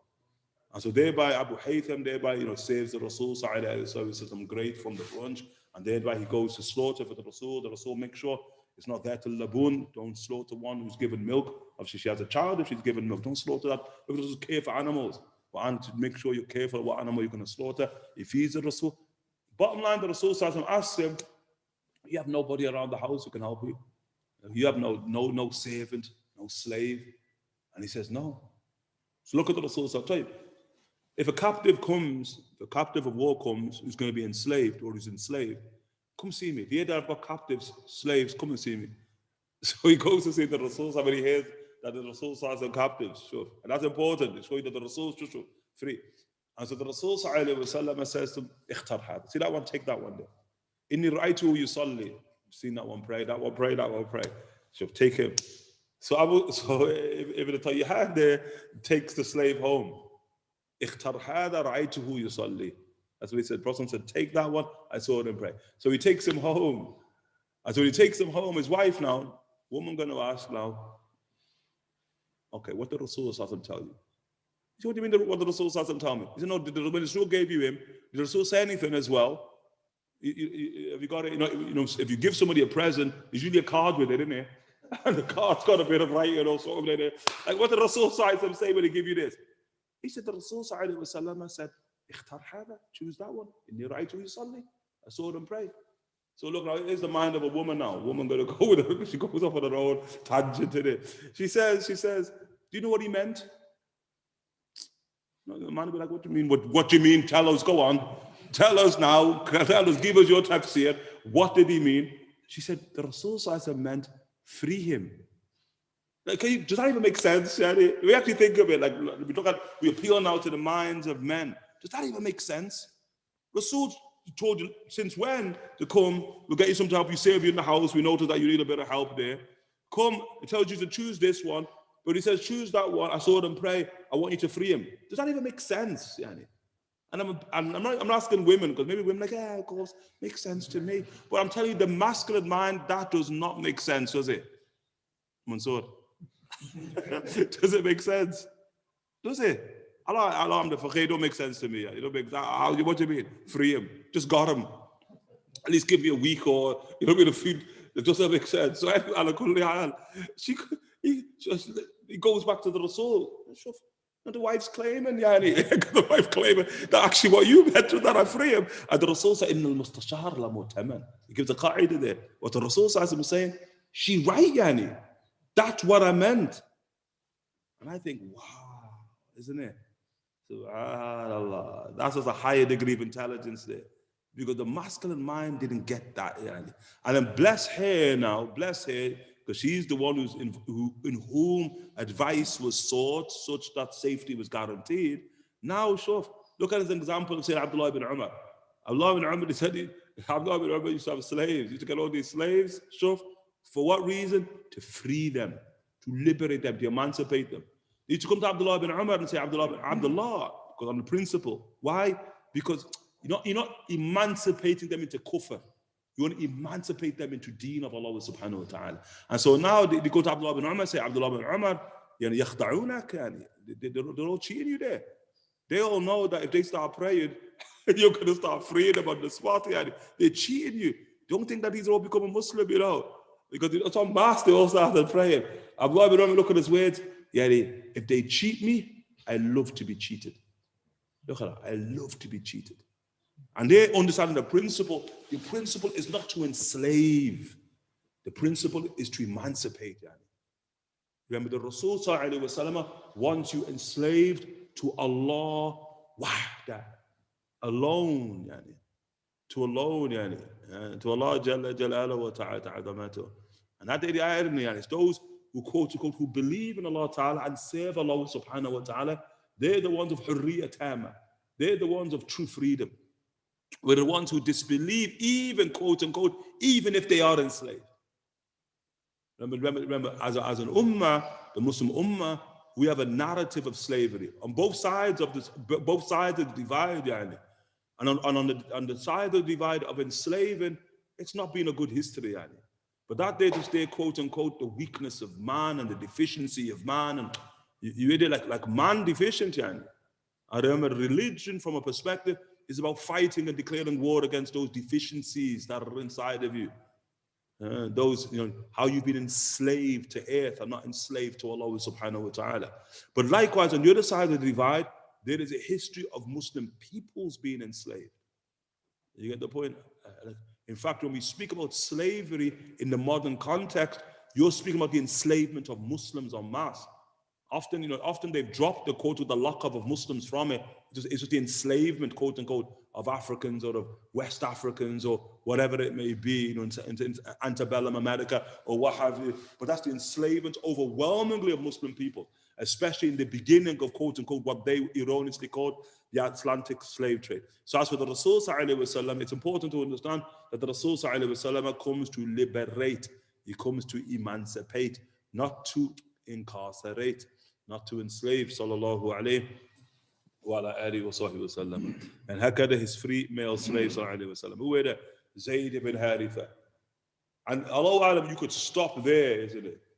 Like Zayd ibn Harithah, because it finishes there. If you want to know about quote unquote slavery in Islam, let's stop. Look how it started. Zayd ibn Harithah in al-Bukhari, Khalifa Mustakhlaf. In his age, whilst he was alive, what it's saying, and that's the hadith of Aisha. Aisha relates that tradition. Rather, in al-Bukhari, her father is Abu Bakr as-Siddiq. And she says, Zayd ibn Khalifa Mustakhlaf. He was the caliph in waiting. As he lived, he would be the first caliph of Islam. Saying Zayd ibn Harithah radiallahu anhu warda. No, he was called Zayd ibn Muhammad. Now, it's not like the Rasul sallallahu alaihi wasallam freed him. The Rasul adopted him and gave him his name. So that day, you could end the narrative there. So you understand the purpose and the principles of the Rasul sallallahu alayhi wa alihi wa sahbihi wa sallam. Zayd ibn Harithah. Sure, whichever way you want it, Zayd ibn Harithah, mashallah, tabarakallah. He does not leave the side of the Rasul sallallahu alayhi wa sahbihi wa sallam. If you see the Rasul sallallahu alayhi wa sallam, you see Zayd. Hib Rasulillah, the beloved of the Messenger of God. Nobody else has that name. Nobody. Not Abu Bakr, not Umar, not Uthman, not Ali, radiallahu ta'ala anhum. Zayd ibn Harithah, very, very special, really, really special. Towering giant, mashallah, tabarakallah. Yeah, bakhtukum, in all of y'all who've been to visit him inside of Jordan, and mashallah ta'ala. Araftum, bakhtukum, subhanallah, congratulations, Jani. You've stood beside one of the greats, the true greats inside of the heavens. Radiallahu anhu wardahu. Look at the Rasul sallallahu alaihi wasallam, his son, Zayd ibn Harithah, obviously married. Look, shuf, like married to whom? Sayyidina Zaynab bin Jahash. Married to whom? Sayyidina Baraka Ayman. Look, shuf, the greatest of women he marries, radiallahu anhu wardahu, Sayyidina Zayd ibn Harithah. But then from the union with Sayyidina Baraka, who comes forth? Usama ibn Zayd. And look, Usama ibn Zayd there, and who now, mashallah, tabarakallah, is going to be the last general of the Messenger of God. And what is the message that Rasul is sending to his ummah for eternity? in that the last general he appoints is Usama ibn Zayd, who in military terms is a baby, yani. He is a baby, Usama ibn Zayd, yani. He's 17 years of age, 17, and he's placed over the veterans of war. And look, so you get the Rasul, they don't get it. Sahaba don't get it. So, members amongst the Sahaba, how that? What's how that? 17-year-old kid gonna lead us to battle, yani, against Rome, yani. The most formidable enemy we can face. We're going against Rome with a 17-year-old kid, and we got to obey him. And they're like, oh, I got the Sahaba, the Rasul's sick. It's in the final 10 days of the Prophet's life. And so the Rasul emerges from his house, when he hears what's being said, he takes to the mimbar. The Prophet is a public announcement. And the Rasul, and we want to look at it more, we say the Zayd look at the Prophet, you find fault in him, you find fault in his father. Who's going to find fault in his father? You get the point? Oh, you find fault in him, you find fault in his father. Nobody finds fault in the father. Yani. Zayd ibn Harithah, towering, yani, mashallah, tabarakallah. Zayd ibn Harithah, like a story of Yusuf, isn't it? Kidnapped as a young child, sold into slavery, and mashallah ta'ala ends up being bought by Sayyidina Hakim ibn Hizam, and Hizam gives him as a birthday present to Sayyidina Khadija. This Jahiliyyah before Islam, and Khadija gives him to the Rasul sallallahu alaihi wasallam. The Rasul sallallahu alaihi wasallam, when his father comes, his father and his uncle come for Sayyidina Zayd because they hear, we saw them at the Haram. Because obviously Mecca, Hajj, because he was kidnapped in Banu Tay, because his mother's from Banu Tay, although his father's Kalbi. And so it was his mother who had taken him to her family's tribe. It was a Banu Tay, and then Khalas, there was an Arabia dangerous place. The whole encampment was raided, and Sayyidina Zayd was kidnapped as a young boy. Ends up in Mecca, ultimately with the Prophet ﷺ. But Mecca, the center of Arabia, every year people come to Hajj, Iqad, and Majaz, Majinna. And so when they come to the Hajj now, Zayd there. And so they approach Zayd, like, you Zayd ibn, yeah, that's me, it's me. Ah. So he said, now to send message to my parents that I'm good, I'm fine. And so now, the following year, his father and his uncle come. And so now when they see the Rasul sallallahu alaihi wasallam, like who owns the Prophet owns him, so he says, we want to have a conversation with you. About what? He says about, Zayd there, our son. So Prophet said, we're going to give you the money to buy him out of slavery. We want to take our son. The Rasul says, don't worry, I'll give you better than that. I'll give you better than that. But the Rasul said, so Zayd, so Zayd. And so Zayd, father, mother, I mean, father, your uncle here, your father's brother here. What do they want? The choice is yours, Zayd. And if you want, you can leave with them for no price. It's your father, that's your father, your uncle, that's your people. You're free to go. Look at the Rasul. So you see principles. Otherwise, my household is open, isn't it? My household is open. And so Zayd is like, what I've seen from this man, I prefer nobody over him. I prefer nobody over him. Sure. Like he will not leave the Rasul, and he never leaves the Rasul. He will not leave the Rasul. No, I ain't going nowhere. He said. In the riwayah, his father's like, you're going to prefer riq al-hurriya? You're going to prefer slavery over freedom? No, slavery, forget the slavery, he's free. There's no slavery here. Show my man, free, say the Zayd, free, radiallahu anhu warda. Free. No, never mind, free. I'm giving him my name. Zayd ibn Muhammad. Zayd ibn Muhammad. That's going to go Zayd ibn Muhammad. Until Allah subhanahu wa ta'ala, Muhammad is not the father of any man from amongst you. That must have been a sad day for Zayd, isn't it? Because now he's no longer Zayd ibn Muhammad. His name has to revert back to Zayd ibn Harithah. People in Mecca used to call him Zayd, the son of Muhammad, sallallahu alayhi wa sallam. But now when Allah Ta'ala abolishes it with the Quran, he's now called Zayd ibn Harithah. But look, Allah Ta'ala never does. He takes Zayd that he gives. So now Allah puts his name in the Quran. He's the only companion mentioned by name in the Quran, Zayd ibn Harithah. MashaAllah Ta'ala. Again, they're the people you're fascinated by. He has to be one of them. Zayd ibn Harithah has to be. That they're a man with all of the virtues, radiallahu ta'ala anhu, in abundance, rahimahullah ta'ala. Fitting is the first mentioned, rahimahullah ta'ala. Thawban ibn Bujdud of the great servants of the Prophet ﷺ. Abu Kabsha Sulaim, president of Badr, was freed by the Messenger of Allah ﷺ. He died on the day Umar became the caliph. May Allah subhanahu wa ta'ala be pleased with him. Yani Anasa, who the Messenger of God ﷺ himself freed. Shukran, and whose real name was Salih. It was said that the Messenger of Allah ﷺ inherited him from his father, but it was likewise said that he brought him from Abdurrahman ibn Auf and then freed him. Inshallah, that's Shukran.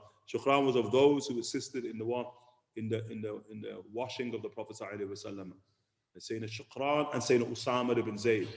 And the washing of the Rasul ﷺ, Sayyidina Usama ibn Zayd and Sayyidina Shukran, they had the water pitchers and they blindfolded themselves. Blindfolded them. They believed to gaze upon the Rasul ﷺ, it would take their eyesight. So they blindfolded themselves. Then they had a curtain. Then they were taking the water in the pitchers, the water, and then they passed in the water, passed it around the curtain to Sayyidina Ali ibn Abi Talib. And they said Ali ibn Abi Talib is the one who's now performing the ghusl in the Prophet ﷺ. But Shukran, mashallah ta'ala, mawjood, yani Sayyidina Shukran, radiallahu anhu warda, yani immortalized. And Rabah, Nubi, yani, who the Messenger of Allah ﷺ freed. Yasar, Nubi, these are Nubian slaves, again, being freed. Nubia obviously is the south of Egypt, Upper Egypt, as well as the north of Sudan. That's what you call Nubia. And both of them from Nubia, and Rabah as well as Yasar. Yasar killed by the Uraniyun. The Uraniyun, these were a group of people. They were from Uran, a place called Urana, and in the outskirts of Medina, Mecca. And so thereby they come to the Prophet ﷺ ill. They're ill. They gave a group of them. It shows you how wild Arabia is. It's important to understand the context of Arabia. So they're ill, they're sick, and what have you. And so they come to the Prophet ﷺ, asking the Rasul ﷺ to heal them. The Prophet ﷺ. And so the Rasul ﷺ sends them to Yasar. Go to Yasar. It's beyond Medina. He has all of the camels, the milk camels of the Prophet ﷺ. Go there, and Yasar will give you milk from my camels, and Yasar will also give you the urine of my camels. Hadith in Sahih al-Bukhari. Yani, khalas, drink there, stay with him, he'll look after you, don't worry, you'll be healed. So they listen to him and they go. They go there, and then thereby, yani, Yasar now gives them milk, mashallah ta'ala, gives them the urine of the camels of the Prophet ﷺ. Then they all get healed. Just as the Prophet, every single one of them, health restored. Now, health restored, they kill Yasar. Can you imagine that? You get the point. They kill Yasar, and then now they steal the milk camels of the Prophet ﷺ. They head off into the midst of the night. The Rasul hunts them down.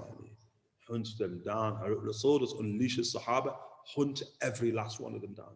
And they're all hunted down, and then thereby they're brought, and thereby it becomes graphic what happens to them. Graphic. Because they didn't just kill Yasar. This was like, subhanallah. And they killed him. They began to crucify him on the earth. They gouged out his eyes. Like, these were sadistic, yani.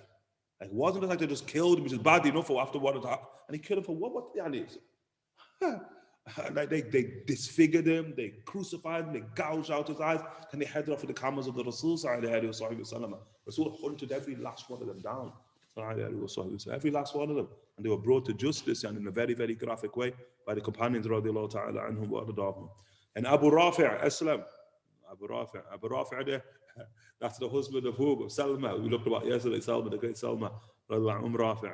He was a gift from an Abbas, and the Messenger of God freed him when he brought the good news that Abbas had become Muslim. So when Abbas became Muslim, khalas. And the Prophet married him to Salma, who was a freed slave of the Prophet ﷺ, we spoke about yesterday, who delivered all of the children of the Prophet to Khadija, all of the children of Fatima Zahra to Sayyidina Ali ibn Abi Talib, mashallah, tabarakallah. Salma, it said, she assisted Asma bint Umays in the what? In the ghusl of Sayyidina Fatima Zahra, alayhi salam. Sayyidina Salma radiallahu anha wardaha. She bore him a son, Ubaydillah, who became a scribe for Sayyidina Ali ibn Abi Talib, one of the scribes of Sayyidina Ali. And Abu Muhayhiba, who the Messenger of God himself from freed, Fadala, who died in the Levant, Rafi', the free slave of Sa'id al-Asi, who the Messenger of God himself freed, Mid'am, who was gifted to the Messenger of God by Rifaa al-Judhami. He was killed at Wadi al-Qura, and a Nubian from Hawda. Ibn Ali gifted him to the Messenger of God, who freed him. A that comes from the Uman, Hamza ibn Ali, from the leaders of Arabia, yani, who upon receiving the letter of the Rasul of those going to send gifts to the Prophet Zayd is the grandfather of Bilal ibn Yasar, Ubayd, Rahman, all these freed slaves. Ma'bur al-Qibti, who was one of the gifts from the Muqawqis. Ma'bur al-Qibti, it's one of the gifts of the Muqawqis.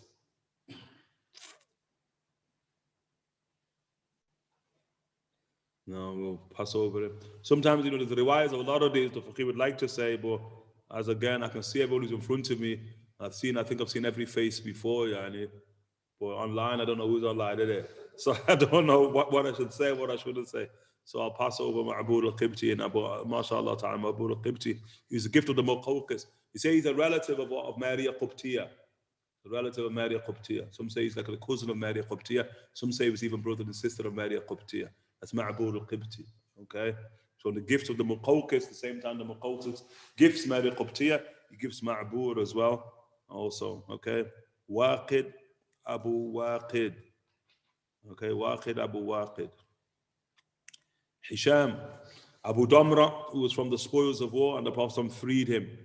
Hunayn, yani Abu Ashib, whose name is Ahmar. Abu Ubaid. Safina is one of the great and well-known servants of the Prophet ﷺ. He used to be owned by Salama, who freed him on the condition that he saved the Prophet ﷺ for his entire life.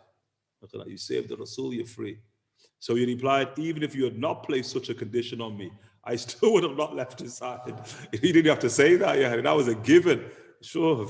His name was Rabā. It is also said that it was Mihran. These could be disputes over their names. Alhamdulillah, inshallah ta'ala, we'll leave a lot of this.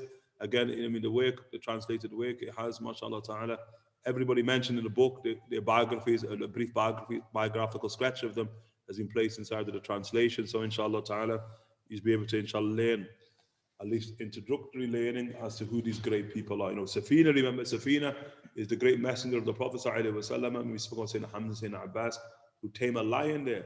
He said that he turns back into Safina in a riwayah from Abyssinia, turns back from Abyssinia on a mission from the Rasul ﷺ, and then when he's returning back to Medina, he gets lost, and then he finds himself in the midst of a jungle, and then there's a lion, he faces off with a lion, and he simply says to the lion that I'm the messenger of God.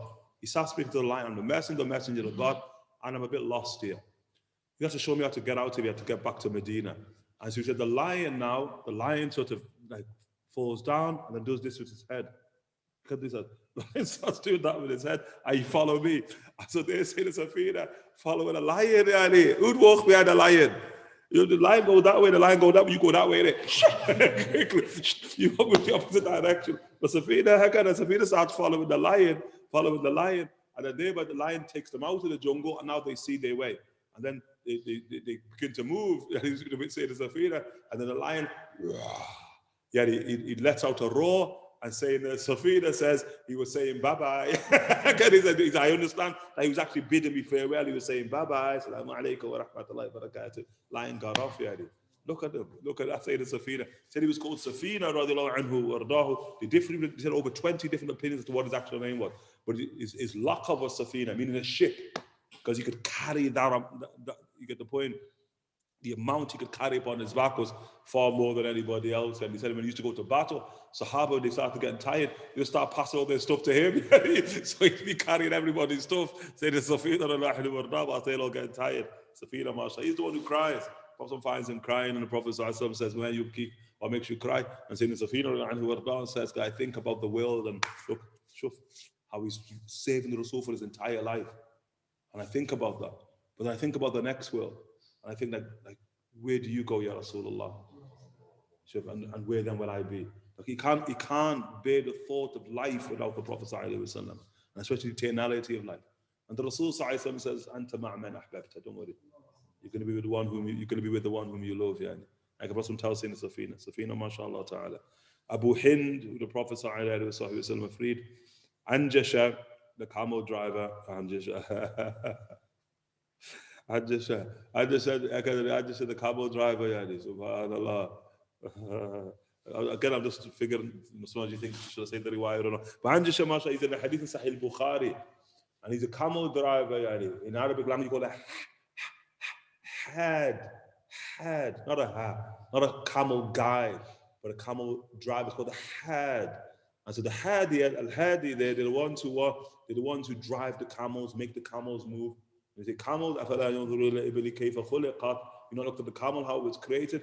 Mashallah, they say the connoisseurs of sound, camels. Yeah. So they say the more beautiful the sound, the faster the camel moves. So Anjasha had like a really, really beautiful voice. Yeah. Very, very beautiful voice. Okay? And so the Hadith al-Bukhari used to sing to the camels, but he would sing, the Prophet would take him obviously on trips, war after when he'd take his wife, sallallahu alayhi wa sallam, and the Rasul sallallahu alayhi wa sallam would have Anjasha as the driver of the camels upon which were the wives of the Prophet sallallahu alayhi wa sallam. And so this is famous in al-Bukhari, when he starts singing to the camels, the Rasul sallallahu alayhi wa sallam says to him, وَيْحَكَ يَا أَنْجَشَ, woe to ya Anjasha, عَلَيْهَا قَوَارِيرًا, upon it a qawarira. Qawarira is a glass, meaning like fragile vessels. In the riwayah which clarifies it, the Prophet ﷺ says, قُلُوبَ النَّاسِ قَوَارِيرًا. He said the hearts of human beings are like glass, like fragile. Everyone got it? The Prophet ﷺ is saying that Anjasha's voice is so beautiful, it's going to affect his wives, affect the women. I mean, the voice can make a person laugh, make a person cry, make a person happy, make a person sad. I got the human voice, The voice can access, quote unquote, the soul, and thereby begin to manipulate it. So that's why often, the Imams, rahimahullah ta'ala, when they speak about music and song and what have you, that's the basic principle. Why the Imams want to put hurmah into it is because of that the control that it can have, quote unquote, over human emotions and states, And in Surah Al-Luqman and other surahs, meaning the bisotika, the salt of the devil, song, I've done songs, some say musical instruments, okay, but not getting into the dispute about musical instruments, halal or haram, because obviously the ulama are at odds in that regard, There is a legal and a valid legal dispute in that regard.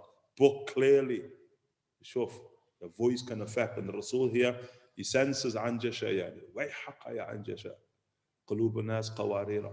The Rasul also told us over Jannah, and we mentioned it, over Jannah, the Prophet sallallahu alayhi wa sallam, he said, inscribed upon Jannah, ad-dayuth la yadkhulu Jannah. And so like an effeminate man will not enter paradise.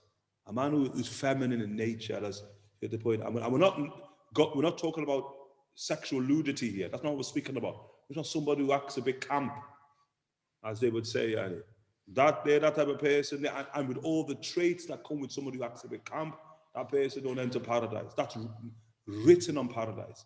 The youth khulu Jannah. It's the issue of diyatha. And diyatha is like the antonym of ghaira. Somebody who lacks ghaira is not going to enter paradise in and of itself. Okay?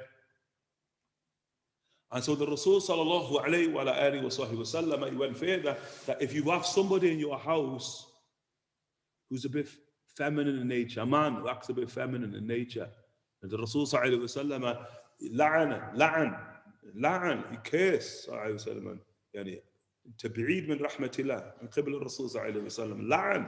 The Rasul in Sahih Muslim, ما بعثت لعانا. I wasn't sent to somebody who curses. So when you find a situation that he did curse, subhanallah, be careful there. And so the Rasul, لعن رسول الله صلى الله عليه وسلم المترجلات من النساء ومتخنثين من الرجال. The Rasul صلى الله عليه وسلم, he cursed masculine women and feminine men. صلى الله عليه وسلم. And so the Prophet ﷺ, and he said, if in your house you've got a man who's a bit feminine in nature, the Rasul ﷺ said, kick him out. Rasul said, kick him out of your house. The Prophet ﷺ said, you better laugh at that one. Why is somebody should be kicked out of your house ever? Kick him out. Kick him out, yani. And the Prophet ﷺ said, subhanallah. Probably people say, where's Ibrahim going with that? The Rasul kicked out Anjasha. Kicked them out. Kicked out Anjasha. He kicked them out. The Rasul kicked them out of the house. Subhanallah. Mansoor. Subhanallah. Subhanallah. Abu Lubaba. And the tradition, subhanallah, the tradition, so they kicked them out. And the tradition, when the Rasul did that, Umar kicked out so-and-so. Everyone's out there investigating their houses. They said when the Rasul kicked out Anjasha, Umar ibn Khattab kicked out Fulan as well out of his house. Sure, which also, I think what's important now, and I think it's important, it paints a more real picture about Medina for us, doesn't it? Because again, we've all got this idea of what Medina was, and it really wasn't like that. You ready? You had all types of people. No one's speaking bad about Anjasha from the perspective Su'al Khatima or no one's saying that about Anjasha. But just that the Rasul's not going to allow someone of that type of disposition. Not that he was lewd or anything. As a point in point, the Sahaba don't know homosexuality. They don't know it. They don't know it. They have no experience of it. None. Zero whatsoever. So don't let your mind go there. So it's not about homosexuality or the like. It's that man ain't manly enough. You're acting a bit, you know what I mean? Mansour, what's going on here? No, don't worry, you man. Don't worry, Mansour. We've seen you on the jiu-jitsu mat, Mansour. You got to pass, But I know your knees injured or what have you. But I'm just, you knee or what have you. But sure, and how can they, subhanallah. Look at our age, subhanallah. It's an age where they didn't know that, they didn't understand it, They didn't experience that seer until the Futuhat, the age of Umar ibn Khattab and that. That's the first time they saw all that type of stuff. But they did have people inside of Medina who get the point, quote unquote, let's use the word, they weren't masculine enough. And the Rasul weren't going to have that. And that's why, and I think Allah for Anjasha, and it's the only one mentioned about Anjasha, I think what's beautiful about that, it tells you in terms of the household of the Rasul masculinity, femininity, in perfection there. And the Rasul is going to ensure, if you're in his house, are you a man? You a man. If you're in his house, are you a woman? You're a woman, How could the Rasul going to ensure, and you flipped the other way, he kick you out. Sallallahu alayhi wa alayhi wa sallam. And note, he's not kicking you out of Medina or kicking you out of the religion. None of that. The Rasul merciful, sallallahu alayhi wa sallam, but not in his house.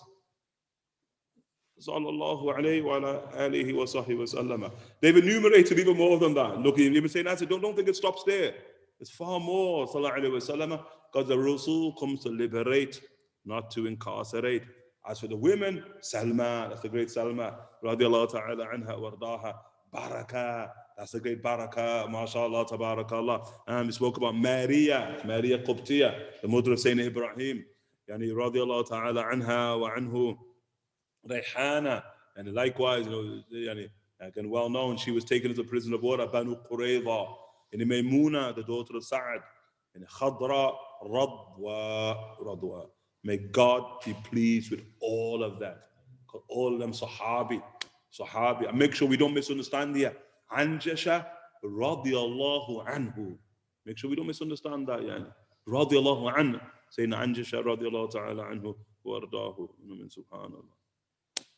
Any questions, inshallah ta'ala? I'm going to finish with that today. Anyone have any questions, inshallah?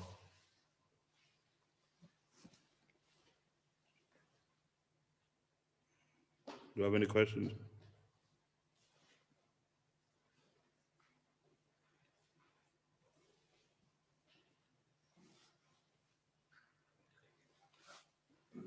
Any questions?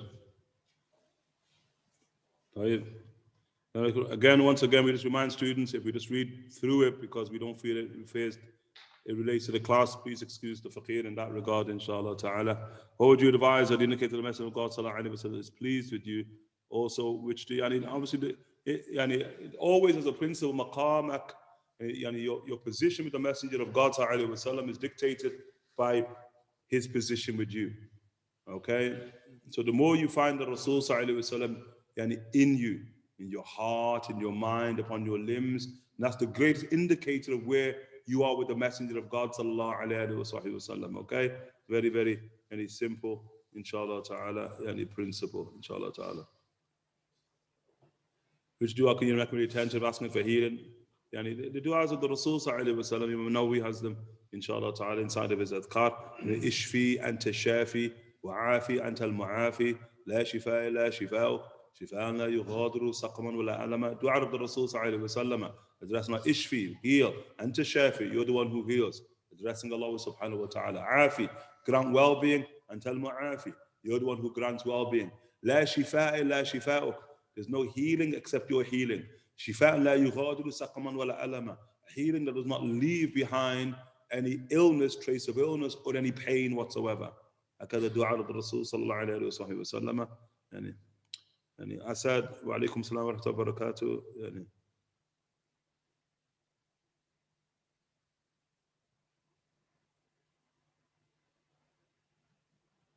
أيوة. طيب, could you explain the idea if concubine slavery in context with the Messenger of Allah sallallahu alaihi wasallam? I have a good opinion of him alayhi salam. However, I had a conversation with a friend who went through a bitter divorce, and he asked me about the idea of concubines in Islam and how some extreme groups justify their action, i.e. the Yazidi slave women in recent times. How can we explain the issues of concubines? What are they and how are they considered halal? My friend mentioned how some Muslims he's been around in earlier times tried to justify having haram relations by mentioning what the right hand has and concubines, etc.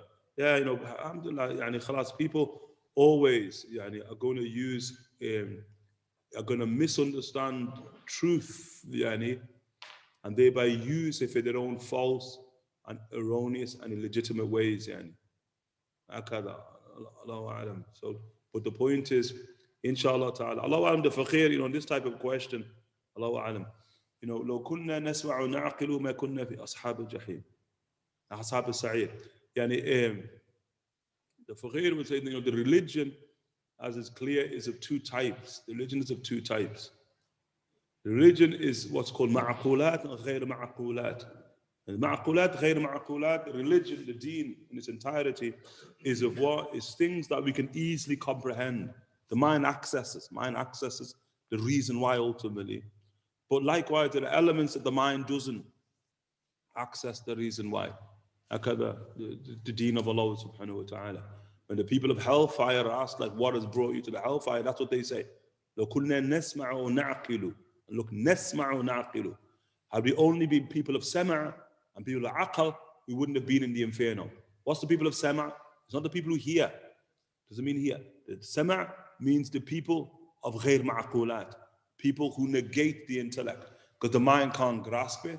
Whereas na'aqilu, the people who have mind, then the mind can grasp it. The religion is of two types. And Allah Ta'ala here begins with sama' before aql. The religion overwhelmingly is things that the mind can't grasp. Can't grasp, period. Cannot grasp. And some of the Imams, rahimahullah Ta'ala, that's mahal al-Islam. That's the reality of Islam. Like, look at the deen of Allah Ta'ala. You're going to pray 5 times a day. Why 5?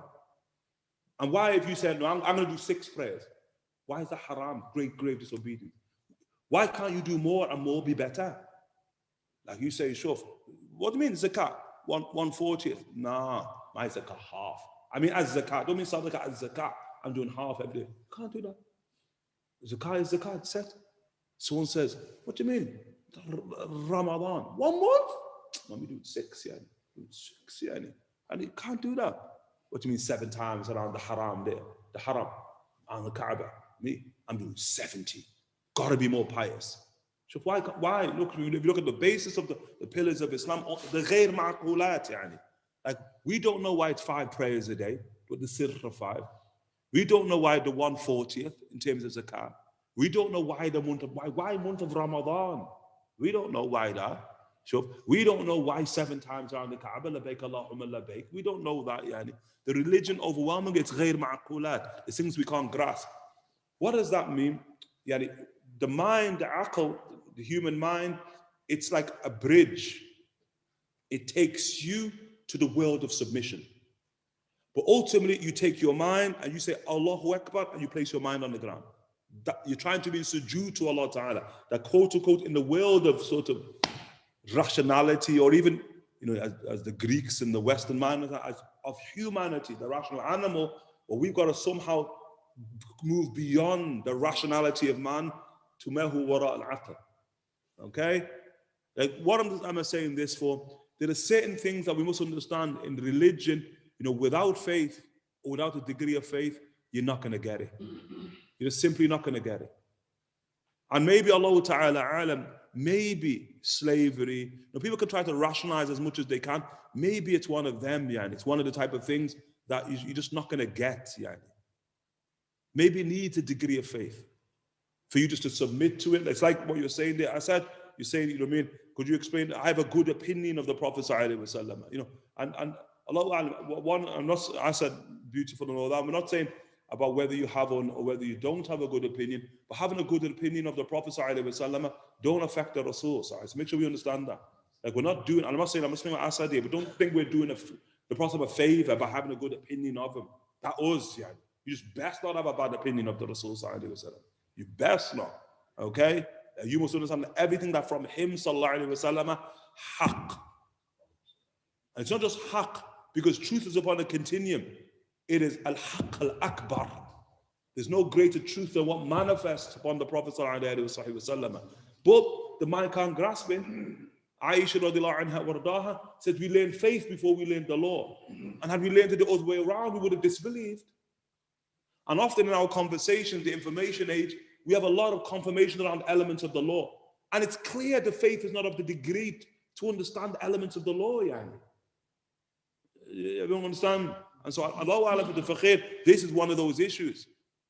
It's clearly one of those issues. You could try to rationalize it and maybe get on the border of making it crystal clear, and there's still going to be people who reject it and say it's completely irrational, completely unacceptable. Sure? And what I'm trying to point at, that there are minds, and a sufficient amount of minds, that are never going to, especially in this age in which we live in, this age of gross corruption, they're not going to be able to grasp it. But what you need to understand is that the Rasul sallallahu alayhi wa sallam, he comes to liberate and to emancipate. Sallallahu alayhi wa sallam, and mashallah ta'ala. You get the point? Like, one, la yus'alu amma yaf'al. He is not going to be asked about what he done, sallallahu alayhi wa sallam. But when you look at what he done, sallallahu alayhi wa sallam, he's above criticism. And in this, he's above criticism, sallallahu alayhi wa sallam. If you look at people who the Prophet found in slavery, and then he placed them at the highest level of the social ladder, I mean, look at the aristocrats of Quraysh when they see him Bilal at the top of the Kaaba. Look what they're saying. Look at the Rasul. Sorry. It's not just like what they're saying. The Rasul is the one who commanded Bilal to go up there in knowledge of how they're going to react to that. You get the point? And the Rasul, those people who were slaves or who were former slaves or what have you, they're his people. If you see the Rasul at any given moment, they're the people who surround the Messenger of God. Make sure we understand that. So the issue of the Rasul sallallahu alayhi wa sallam, etc. Allah ta'ala alam. I think to have a good opinion, no doubt. Who cares what our opinion of the Prophet sallallahu played? But at the end of the day, I think it's a subject that people are simply not going to grasp. They're simply not going to grasp. And especially people they've got no history in the study of religion. Period. And you want to try and explain that to them? And not everything is there to be explained. And that's clearly what our religion says. Often there's a time for people to come into knowledge of things. And often that has a prerequisite. And Allah bless, I said, Allah bless. You mentioned yesterday those who 93% can get free book. Does that include those online on Zoom too? Allah alam, the Fakir mentioned it, but you're all good, Sharif, but I think you got to ask the admin. Admin are the ones in charge of that. Abdul Izzah, Abu Lahab's real name. Yes, that's his real name. It sounds odd that Abdul-Muttalib would choose that name for his son. Okay, like why does it sound odd? It sounds odd if you think Uzza ultimately refers to a deity, but Uzza can refer to might. Remember Allah subhanahu wa ta'ala, al-Izza lillahi. It's the same term. And these terms can, to a degree, be interchangeable. Even when if you look at Abu Sufyan, and I'm looking at the interchange of terms, and Abu Sufyan is not, at Uhud, when he's screaming out to the Prophet sallallahu alaihi wasallam, lana al-Uzza wa la izza lakum. See, I'm looking at this play of words. Lana al-Uzza wa la izza lakum. Like we have Uzza, which is the deity of Quraysh, and there's no Izza lakum. There's no might for you. There's no honor for you. Look at that's the word of Abu Sufyan now. So the point what the Fakir is saying, you don't know what Abu Abdul-Muttalib meant by Uzza. Do you? You don't know what he meant by it. Okay. It's the same with the name, look, Abd Manaf. Like, to give you a sense, what's Abd Manaf? We said Abu Talib's name is Abd Manaf. And then obviously for Abu Talib, his name Abd Manaf, that there for his what? His great-grandfather, isn't it? The name from his great-grandfather, Abd Manaf ibn Qusay. So what's Abd Manaf? You say Manaf, Manat. Manat. Again, one of the deities there, the idols of what? But look how we changed it from Manat to Manaf. See?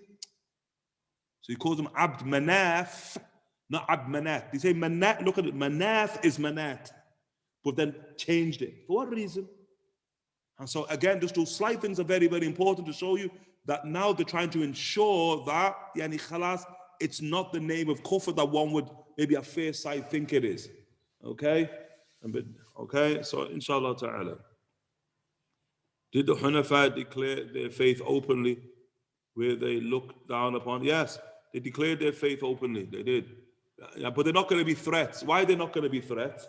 Because there's nothing behind them. Like remember the Rasul when the Rasul declares Nubuwah, Quraysh don't see the Rasul as a threat. You get the point? Doesn't see the Rasul as a threat. The books will even mention in the beginning of Sirah, the beginning of Nubuwah, that Quraysh, when he's declaring Nubuwah, they're telling their children, go and be with him. He's good, be with him. Because they're not seeing no threat from the Rasul, and they've seen the Hunafa before. But it's when the Rasul now starts speaking about the idols of Quraysh, etc., that's when the whole thing flips. Very clear when it flips, why it flips. So the Hunafa, shuf, they were inside of the society, they professed their faith openly. And it's in Bukhari, Zayd ibn Amr ibn Nawfal, he stand at the door of the Kaaba, shouting to Quraysh there, none of you worship Allah. I worship Allah, not you. Zayd ibn Amr there, right there at the door of the Kaaba, hadith in Sahih Bukhari. So they declared their faith openly. Were they looked down upon? No, not really. Because they never saw the faith as a threat. And these are leaders of their people, Like Zayd ibn Amr ibn Nawfal, leader of Banu Adi, These are powerful people, They're chiefs of their tribes, okay? And they're not mistreated. They're not mistreated. The age of Nubuwah, that's where mistreatment starts. Because now the Rasul ﷺ is going against the idols of Quraysh, the ill culture of Quraysh, etc. You mentioned Abu Sufyan ibn Harith, a milk brother of the beloved ﷺ. Is that the arch enemy? No. Abu Sufyan ibn al-Harith ibn Abdul-Muttalib. He's not Abu Sufyan who's ibn Harb ibn Umayyah, That's different. But remember, Abu Sufyan, the arch enemy, Abu Sufyan is not an arch enemy. He's a great Sahabi. He was an arch enemy, but like many a companion, then obviously that's why we can give the example there with saying Abbas, he becomes Muslim at Mecca. Saying Abu Sufyan, rahimahullah ta'ala, giant in religion. Abu Sufyan loses both of his eyes in battle. In two separate battles, loses his eyesight for the sake of this religion in and of itself. So make sure we're careful in that regard. Allahu A'lam, what did the beloved Sallallahu Alaihi Wasallam say to the paid women crying outside the house? Allah Ta'ala A'lam, it's not clear in the riwayah. Did Sayyidina Hamza who have children that are known of? Yes. We mentioned the tradition. Yes, they were Muslim. We mentioned the tradition of the Rasul Sallallahu Alaihi Wasallam when Sayyidina Ali ibn Abi Talib said to the Prophet to marry the daughter of Hamza. Hadith in Bukhari, why don't you marry the daughter of Hamza? The Prophet, Sayyidina Ali suggesting to the Prophet Sallallahu Alaihi Wasallam. And then the Prophet, why? Because this daughter of Hamza is the cousin of the Rasul Sallallahu Alaihi Wasallam. You can marry your cousin. And Sayyidina Ali said she's the most beautiful woman of Quraysh. And then the Prophet Sallallahu Alaihi Wasallam said, don't you know that Allah is forbidden in milk or He's forbidden in blood? That although she's my cousin, she's also my niece. Because Hamza is my brother in milk. So I got the tradition. So yes, Naam. Is handler the same handler who, what's going on with the Daid? Hanzala, it's a dha. Yeah, who said, yeah. Is Handala the same Handala who said Nafaqa Handala? Yeah, in the hadith of Sahih al-Bukhari. In the hadith with Sayyidina Abu Bakr as-Siddiq, Sayyidina Abu Bakr, yeah, that's the same Handala. Was Sayyidina Abbas related to the Prophet sallallahu alaihi wasallam? Sayyid Abbas. And in what way? Uncle or cousin? Okay, obviously you went here, maybe you went in the beginning, but Sayyidina Abbas is the uncle of the Prophet sallallahu alaihi wasallam. He's the half brother of the father of the Prophet sallallahu alaihi wasallam. Also, since you mentioned my wife would be a blessed woman, I've had 50 rishta. requests. My life has gone even more crazier. Allahu Akbar. Yeah, go. You're blessed that, inshallah ta'ala. Make sure you choose one of the 50 and don't start complaining later when you're unmarried and saying, yo, I can't say they've had 50 proposals. Allah, shuf. You know what I mean? You got married, nobody, shuf. You've had 50, yani. Allahu alam. Inshallah, taqayyam bi 50, inshallah ta'ala. Yeah, wa alaikum assalam wa barakatuh. My sister Father, Lord, return to a great day today. We make dua for him, inshallah ta'ala. Ameen, ameen, ameen. Yani, wa alaikum assalam wa barakatuh. I understand we need to have great adab with Zayd, but how do we do with Zayd who are not practicing deen in terms of adab? Allah ta'ala, how we not deal with Zayd and not practicing deen in terms of adab? Because we ain't practicing deen in terms of adab either, yani. As the Faqir repeats, we're in an age, the Prophet sallallahu alayhi wa sallam, like Sayyidina Hatim al-Assam, اشتغلت نفسي بنفسي. I just busied myself with myself. That's saying Hatim al-Assam who lived in a great age, radiallahu anhu warra, the great imams of the formative period. And so in our day and age, هكذا ينبغي. اشتغل نفسك بنفسك يعني.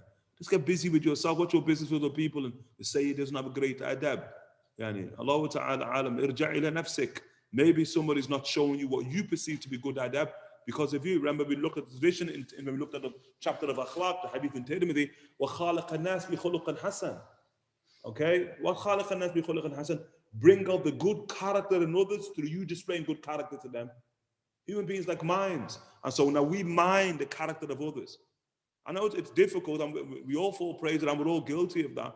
But when good comes out of people, often that can be due to us, how we treating them. But obviously when bad comes out of people, it's often to do with us as well. Yani. Okay? And so here, like they say, you know, Imam al-Ghazali brings the likes of the son of Mary, alayhi salam. Imam al-Ghazali, rahimahullah ta'ala, brings the likes of Imam al-Shafi'i, rahimahullah ta'ala, how they become so great in character. And how it was, al-mu'min, mirat al-mu'min. They would look at them, people would be mirrors to them. They use others just to mirror them, to mirror themselves. That's all. Not to pronounce judgment upon them. But, yani, I understand we need to have great adab with Sayyid, full stop then. That's where it should stop then. We've got to have good adab with Sayyid. Akadar al-Deen. And how somebody treats you, really, is not the issue. It's not the issue, yani. It's how you treat them. Like you think Allah Ta'ala, quote, we're going to take you to account for how you were treated? Take you to account for how you were treated. No, Allah Ta'ala take you to account for how you treat. Subhanahu wa ta'ala. That's what without consent. We need اشتغلت نفسي بنفسي يعني. Allah Ta'ala alam. And bin Nawfal, yani, converted to Islam. He died before Islam. Sayyidina Zayd bin Amr bin Nawfal, and he died. He heard of the Rasul declaring prophecy, and then he's in the Levant, and then he heads for Mecca. As soon as he gets news that the Rasul has declared prophecy, he heads for Mecca to meet the Prophet ﷺ. In the riwayah, he's killed at the Sham amongst a tribe called Mayfa'a. The tribe called Mayfa'a, where he was killed, Sayyidina Zayd bin Amr ibn Nawfal. In another riwayah, maybe he's injured there, and he reaches all the way back to Mecca, but he heads to Hira first, and then he dies at Hira. And then we said the great Imam of Maghazi, Imam al-Waqidi, rahimahullah ta'ala, says he's buried in Hira. Zayd bin Amr ibn Nawfal is buried in the soil of the great cave of Hira, he mentions.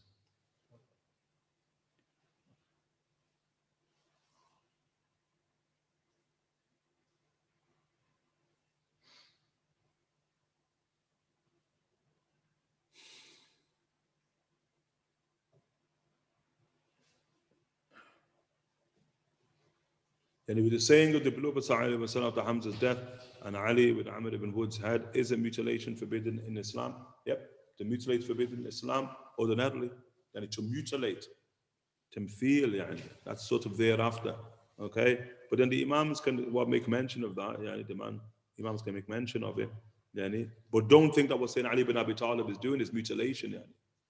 One, don't say that's mutilation. And then the second is that don't say that if somebody mutilates, then it's forbidden for them to be mutilated. It's not either. That's Allah Ta'ala punish them with the like of that which they punish you. Treat them the way they treated you. So it's not an issue of hurmah there.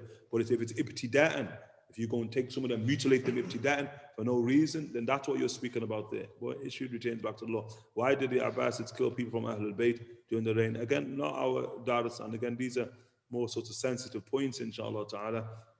again, they're often best that people may know of what occurred, okay, but better to leave that alone. And remember, we say, why did the Abbasids kill people from Ahlul Bayt during the reign?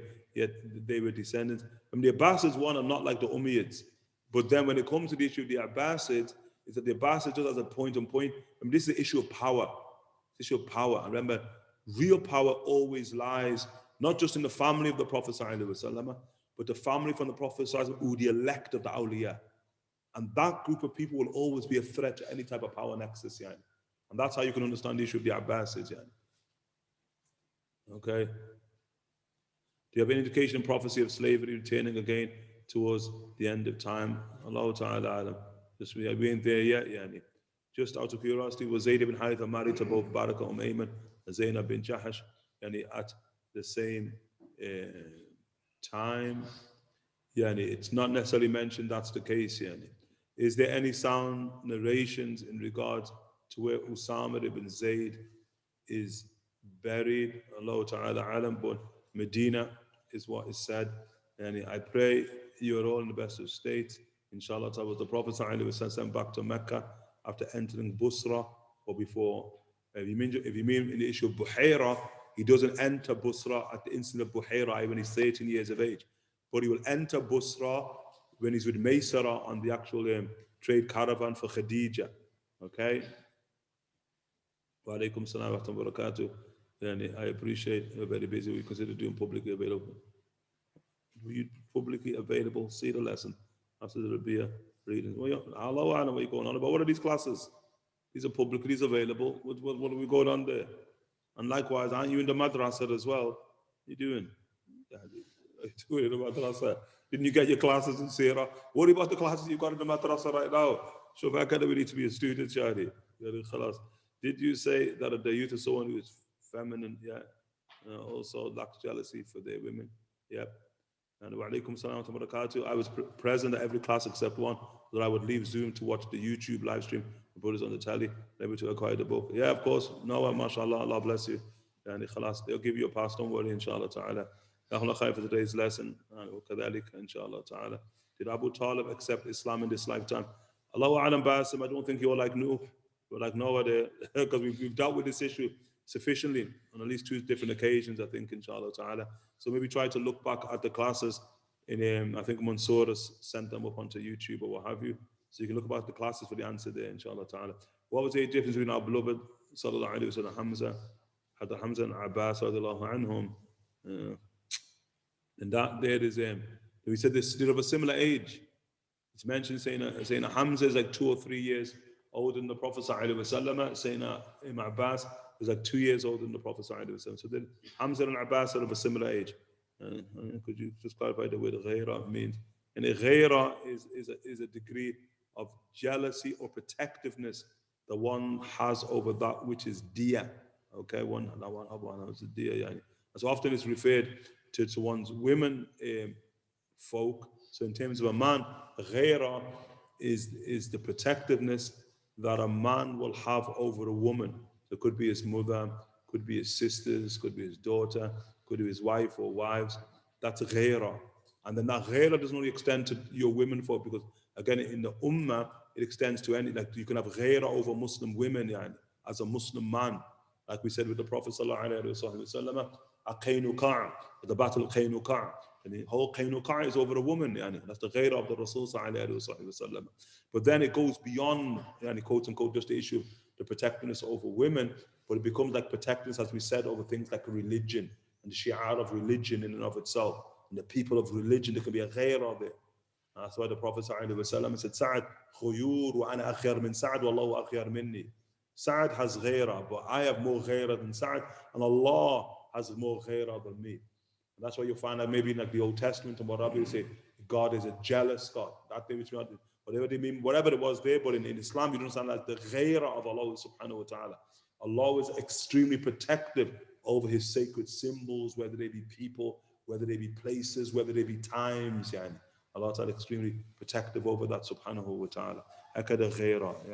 And so in terms of men, yani, it's considered to be sort of It's essential quality in masculinity and in masculinity. Khaira. Okay. But in women, it's not so. If it's over men, women we have that's what we mentioned the hadith yesterday, the day before yesterday. We said Salama, that ghaira. She said, I have a ghaira. She said to the Prophet sallallahu alaihi wasallam, I make dua for that. Allah lift that. The Prophet sallallahu alaihi wasallam said, ghaira there. Okay. And then also, and then also it's who you have ghaira with.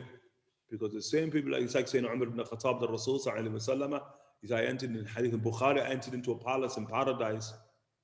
And the paradise was mashallah. And the Rasul sallallahu alaihi wasallam, he said, I asked Jibreel, liman hadha? Like, whose is this? Paradise, palace. And I said, Jibreel says, the Umar ibn Khattab. It's Umar ibn Khattab. So the Rasul sallallahu alaihi wasallam said, let's leave. Let's leave. But the Rasul sallallahu alaihi wasallam, ذَكَرْتُ غَيْرَةَ عُمَرَ. So I remember the ghaira of Umar ibn Khattab. And the Rasul, it was a dream of the Rasul sallallahu alaihi wasallam. By that fajr, the Rasul is recounting the dream now. And Umar's present. So for Umar baka, Umar begins to cry. He says, "Wa alayka ughar ya Rasulullah." Would I have ghaira over you, O Messenger of God? And so that again, so now it's tempered by like who, and meaning it's broad, the jealous and protective, broad, but the same people you're not jealous with. You can't be the Rasul sallallahu alaihi wasallam. Rasul want to walk in your house, you walk in your house. The Rasul want to take your possession, you take your possession. Not like, no, this mine. I could go into it, but I won't because I don't know who's online. You know what I mean? But Imam Suyuti, rahimahullah ta'ala, sure, if you read the books of Khasa'is of the Prophet sallallahu alaihi wasallam, then it'll teach you a different degree of who the Prophet sallallahu alaihi wasallam is. Okay, a different degree. And what I'm speaking about within the context of the issue of ghaira, and what you're possessive and protective and jealous over and not. But that's not going to be with the Rasul sallallahu alaihi wasallam. Okay? طيب. Wa alaikum assalam wa barakatuh. We know they were slaves in the past. What is the view of modern day slavery? Can it even exist nowadays? What we see nowadays in the Gulf states is completely haram. And Allah Ta'ala, again, the faqid, I think I've dealt enough with it and really don't want to go there, because it is as it is and it is as said, according to the faqih. So, excuse me, Abdul Malik, Allah bless you, inshallah ta'ala, but excuse me from leaving that out. Is the ownership of slaves part of Islamic society if it was built on ideal principles, or was it just a remnant of Jahiliyyah? Okay, we've said what we said on that matter, so we're going to sort of circumvent those questions. How do we diplomatically give sincere advice to male friends or relatives who are effeminate or not masculine? And it's obvious, it can be really awkward and people take offense. I know, Allah Alam, the Fakir, you have to be born in Liverpool often to get Liverpool humor, to be honest. And so, Allah Alam, sometimes you're not from Liverpool, you may struggle with the humor of the Scousers, isn't it? Because sometimes, like that question, Allah Ta'ala, bless you, Mustafa, but I was about to give you a bit of Liverpool humor there, but I decided not, because maybe you're not from Liverpool, and maybe many people are not from Liverpool, and they may not get the Liverpool humor. But we should always be diplomatic. We always have adab. And note that we're not in the age of the Rasul sallallahu alaihi wasallam. And you kick out a person who's a feminist inside of your house, you kick them out to whom? I mean, the Rasul is kicking them out of his house to Medina. You get my point? To Medina. With that city that if the Antichrist entered in, the children would beat the Antichrist out. That city, the illumined city. But Fakir was a big difference. If Mansour had somebody who's in feminist inside of his house and you kicked him out of your house, Mansour, you kick him out to the streets of Liverpool.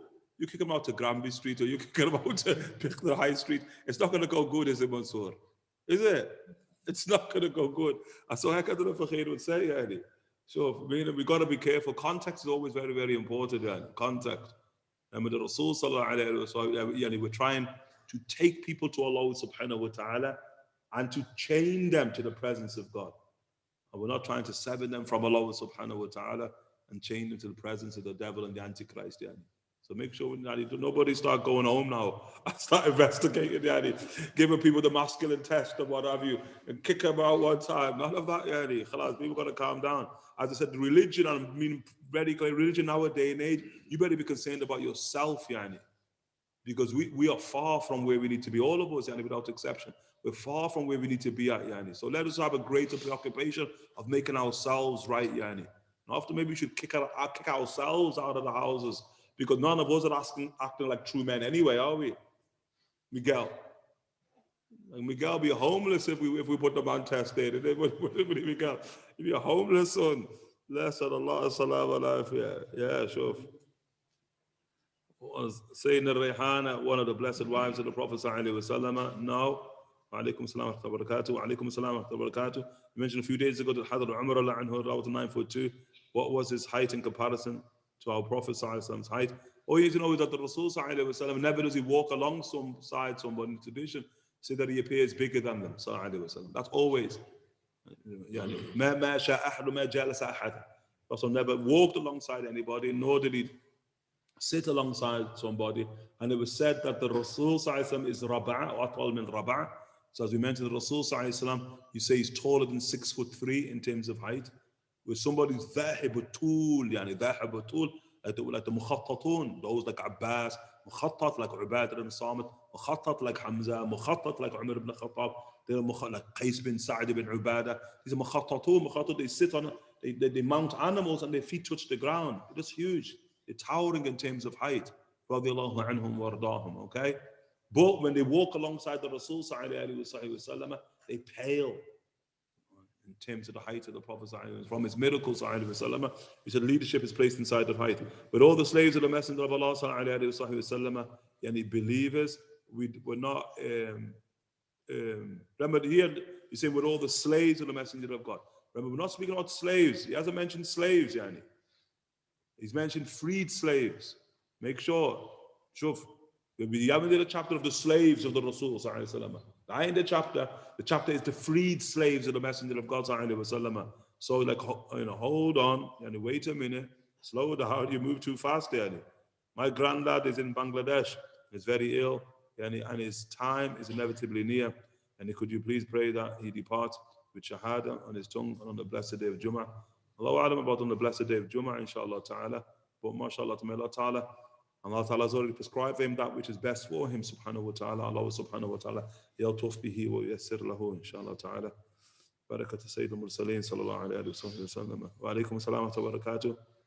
Sayyidina Anjasha, don't start saying he was camp, because I'm not saying that, yani. Calm down. Again, you just watch and be careful of the scouts' humor, yani, but let's be careful of the terms we attribute. We see a person being camp, and we spoke about Anjasha, but it doesn't necessarily mean Anjasha was, but Anjasha was kicked out. Yani. Tradition very, very clear. And the Rasul hasn't kicked him out of his house. I guess this was a form of tough love. But was he still allowed to pray behind the Rasul? Of course.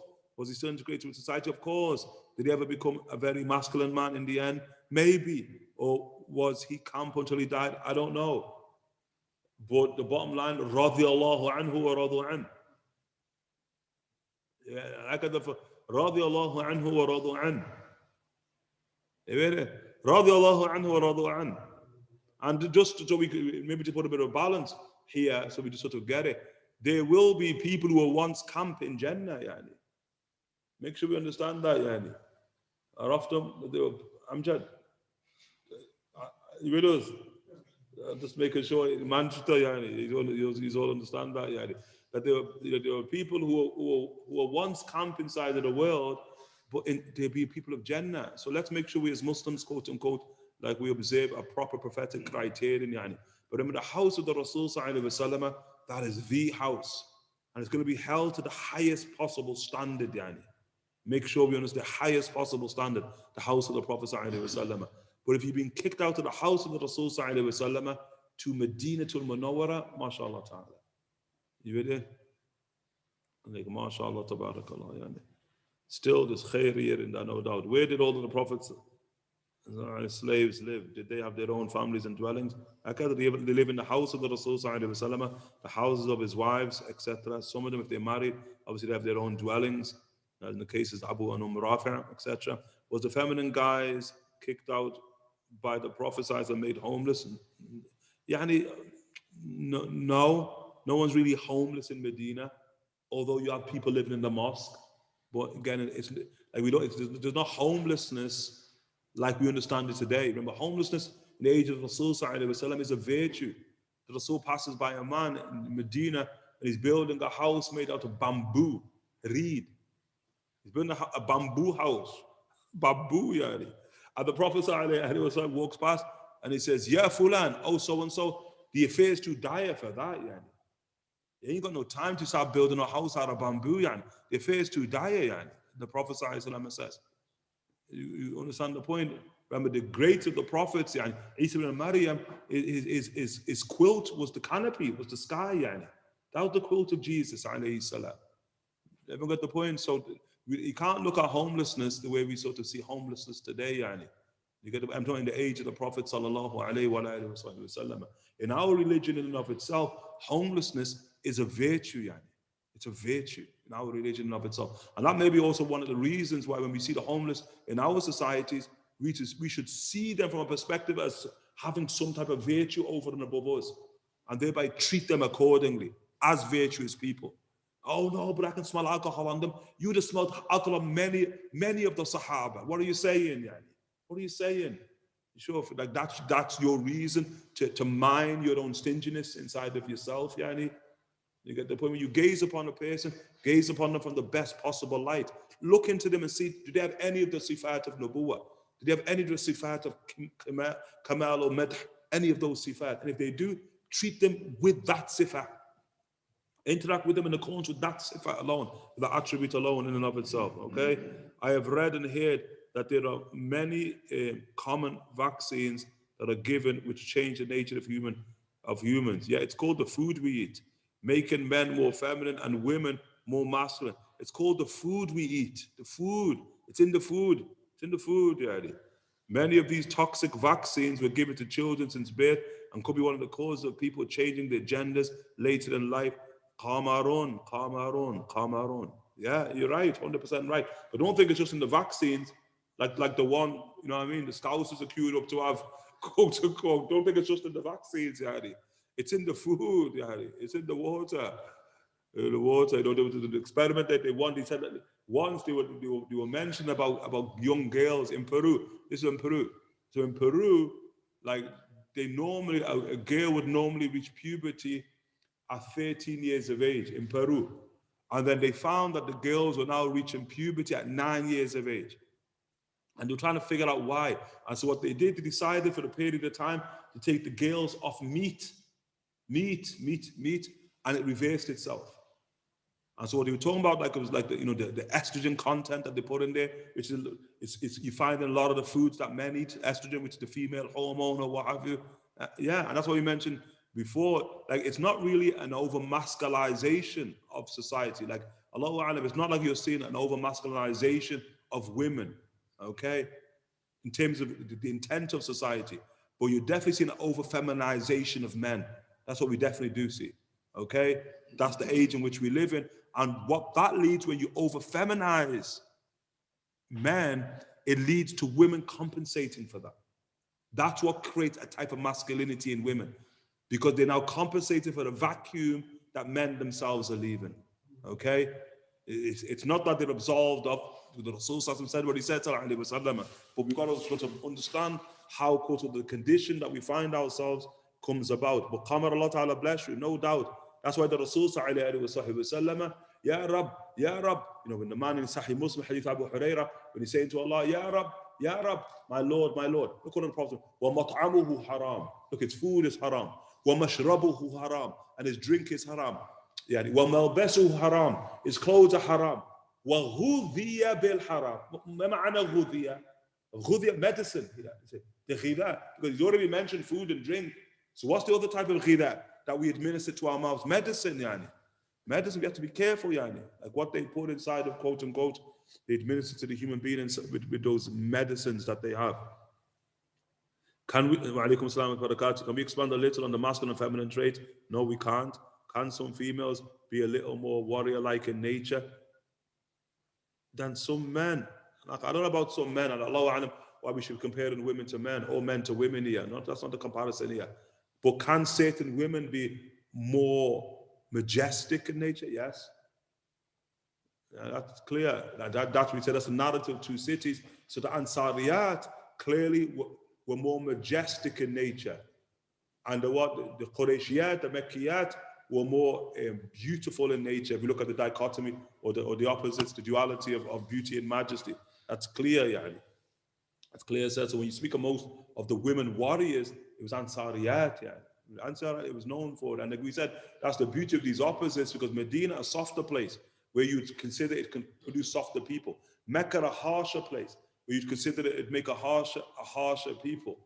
Akkad you consider. But the reality is Mecca creates softer people, okay, especially in women, okay? And Medina creates harder people, especially in women. Okay, and you get the point. And when we're harder, like they call Mecca war, and they call Medina sahal. War, like hard, difficult. Medina they call sahal in terms of terrain, but it has similar effects or opposite effects. Similar effects it has upon the men, opposite effects it has upon the women. Like the Imams rahimahullah ta'ala mentioned. Okay, can some females maybe a little more worried like an 81? Is that a negative trait? And in this day and age, some women, i.e. single mothers, feel they have no choice but to man up. I don't know about a single mother manning up, because it's never going to be good to man up, because even if he said when the man leaves the vacuum, quote unquote, becomes more feminine, the woman becoming more masculine, don't think that manning up is a good trait, yani, because you enter into something problematic with the Rasul sallallahu alaihi wasallam. La'an al-mutarajjilat min al-nisa. The Prophet sallallahu alaihi wasallam, quote unquote, he cares women who man up. You could translate it like that, yani. So be careful of that. Okay, and to go out and seek knowledge without a mahrama, yani. But you're not. That's not necessarily manning up, and that's not what we're speaking about. And to go out and seek knowledge, that's not a man's trait. You get the point. That a believer's trait. The Prophet al hikmatu dalatul mu'min. He didn't say al hikmatu dalatul rijal. He didn't say wisdom, knowledge is a lost property of men. He said knowledge is a lost property of the believer. The believer, yani. That's a trait of faith in and of itself. Man, to go out and seek knowledge without a mahram, or to fend for themselves and their children, so they have adopted some masculine traits, although internally she may very well be very feminine, but has to act a little more masculine, or just a little more ghetto. Some people have a lineage to Sayyidina Abu Bakr as-Siddiq rahimahullah ta'ala, and have the mark of the snake bite between their toes, but can't get it on their right hand, specifically on the right finger. But can one get on the right hand, specifically on the right finger? Allah ta'ala alam, Allah knows best. And Bilal, wa alaikum assalam wa rahmatullahi wa barakatuh, and Allah ta'ala bless you. I was wondering when the book will be available for purchase. Also, does it work well as an introductory self-read, or is it more suited for teaching, reading with the teacher? I think the books of curriculum are always more suited for the teacher. I think it's always best to study books with the teacher. يعني كان العلم في الصدور ثم انتقل إلى كان العلم في الصدور ثم انتقل إلى السطور ولكن الرجال بقوا مفاتيح العلم. Knowledge used to be in the breasts of men and women. Then it moved to the pages of books, but men and women have remained the keys to that knowledge. Have always remained the keys. And so hakada our tradition, and our tradition is the tradition of people. And nubuwa means prophecy. Nubuwa means prophecy. Yani. Wa alaikum salam wa rahmatullahi wa barakatuh. Is it that Zayd ibn Harithah would have been the successor to the Prophet sallallahu alaihi wasallam? Yeah, that's going to be mentioned, the tradition. And can we go Umrah with you soon? You ain't going Umrah with anybody, Yadi. That one we guarantee there, Azim Khan. You ain't going Umrah with nobody, Yadi. Nobody meaning nobody being the nobody here, the Fakir, Yadi. So inshallah ta'ala, maybe you can go to Umrah with somebody and go and find out somebody. Assalamu alaikum wa rahmatullahi wa barakatuh. Wahshi kill Musaylim al-Kadhab. Can we add the title Sayyidina to Wahshi due to the killing of Sayyidina Hamza? Yani, sure. Yani, Wahshi, in his own way, he killed the best of people and he killed the worst of people. Okay, but Wahshi, his assassination of Sayyidina Hamza, radiallahu anhu warda, was in his Jahiliyyah, before his Islam. Before his Islam. The Hadith al-Musnad of Ahmad ibn Hanbal, that when somebody enters into the war, into the faith, Allah subhanahu wa ta'ala forgives kullu ma qad salaf. Everything that has gone before. Yeah. Everything that's gone before. Okay, hakada with Wahshi. Now you're dealing with the issue of Islam. Now did he kill, as he said, he killed the best of people, Hamza, but he also killed the worst of people, Musaylim al-Kadhab. That's a riwayah that Wahshi killed Musaylim al-Kadhab. Okay, but the riwayah about 3 people killing Wahshi. Wahshi said he kills him with the spear, sends the spear towards Musaylim al-Kadhab, but at the same time, the great woman Nusayba. So Nusayba, she attacks Musaylim al-Kadhab, so she claims to kill, and then the riwayah also, his son kills Musaylim al-Kadhab. So they're the three people who are attributed to killing Musaylim al-Kadhab. And it's easy to join between it because in war, more than one person can attack a person. Okay? So Nusayba, the great Imam of the Ansariya, of the Ansariyat and the women of Ansar, and she definitely is amongst those who kills Wahshi. And the queen is from Quraysh. From which generation? Allahu Alam. Why don't you research and bring it to the madrasa, inshallah ta'ala, about, what generation she's from. But the manuscripts are there, and the faqih manuscripts. But Allah ta'ala alam, the lineage comes through Andalus, through Muslim Spain. Okay, also, or Muslim Andalus, the Iberia. And also, in light of what you mentioned, concerning masculinity, femininity, how do we define and understand masculinity in Islam? What does it mean to be a man? Bigger dars, Sorry for awkward questions. How do we contact admin at Greensville.org? Well, they're online now.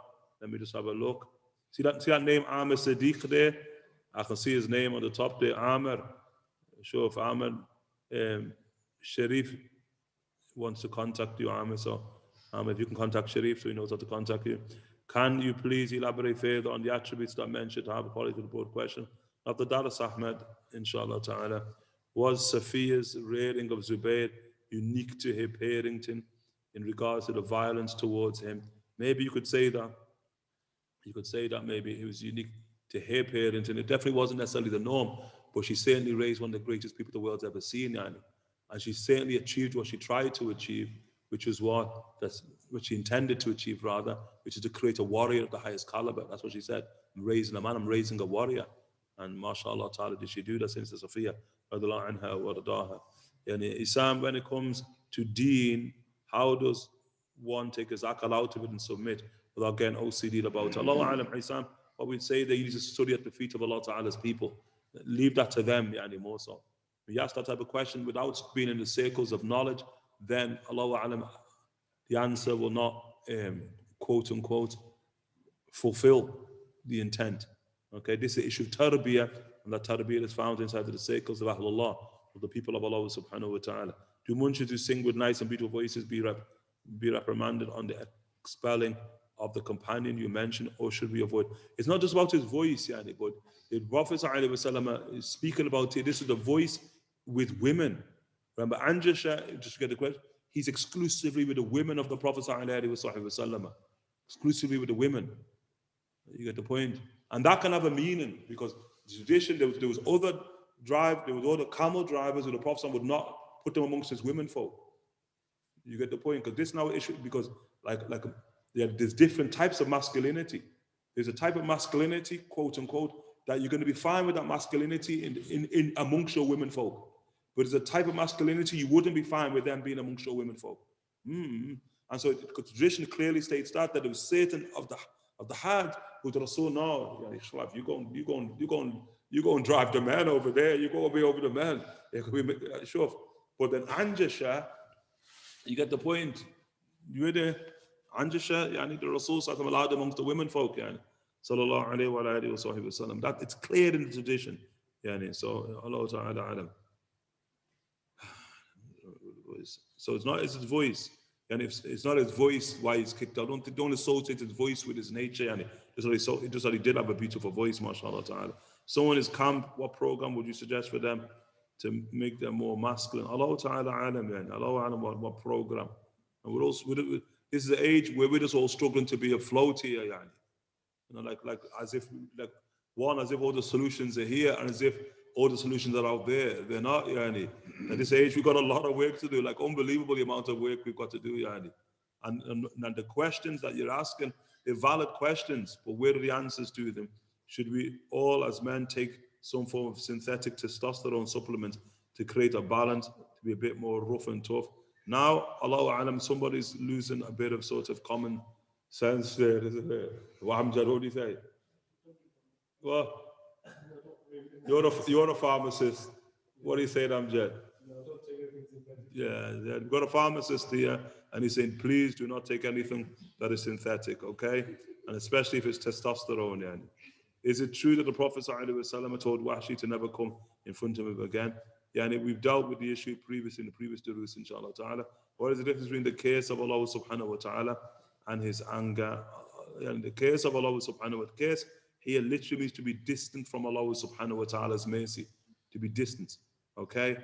Now, anger means, which is distance from Allah subhanahu wa ta'ala, but it's the venting of his anger. Okay? Which is an issue of punishment as a manifest inside of the world to come. Okay? That's here. Yeah, in a sense, one is am, one is khas. To be distant from Allah subhanahu wa ta'ala, that's broad. Okay? That's broad. But now for the anger to be upon you, that there is now is very specific. Wa alaikum salam. Rayhan. Rayhan. Rayhan. Look, Rayhan. Every night, Rayhan. What actually amazes the fakir, Allah, maybe you've got some trick there online, trick, Rayhan. But I'm amazed why you are the last. What I mean by that, how come nobody asks a question after Rayhan? Every night, his questions are final questions. How does Rayhan time it, knowing that nobody else is going to ask a question after him? He's got all his questions. Can somebody just ask a question after Rayhan so I know that Rayhan ain't a jinn? Or sort of like that. Just so I'm getting that there's not some secret jinn technology that Rayhan, look, see, it's just all Rayhan, what's going on? Rayhan.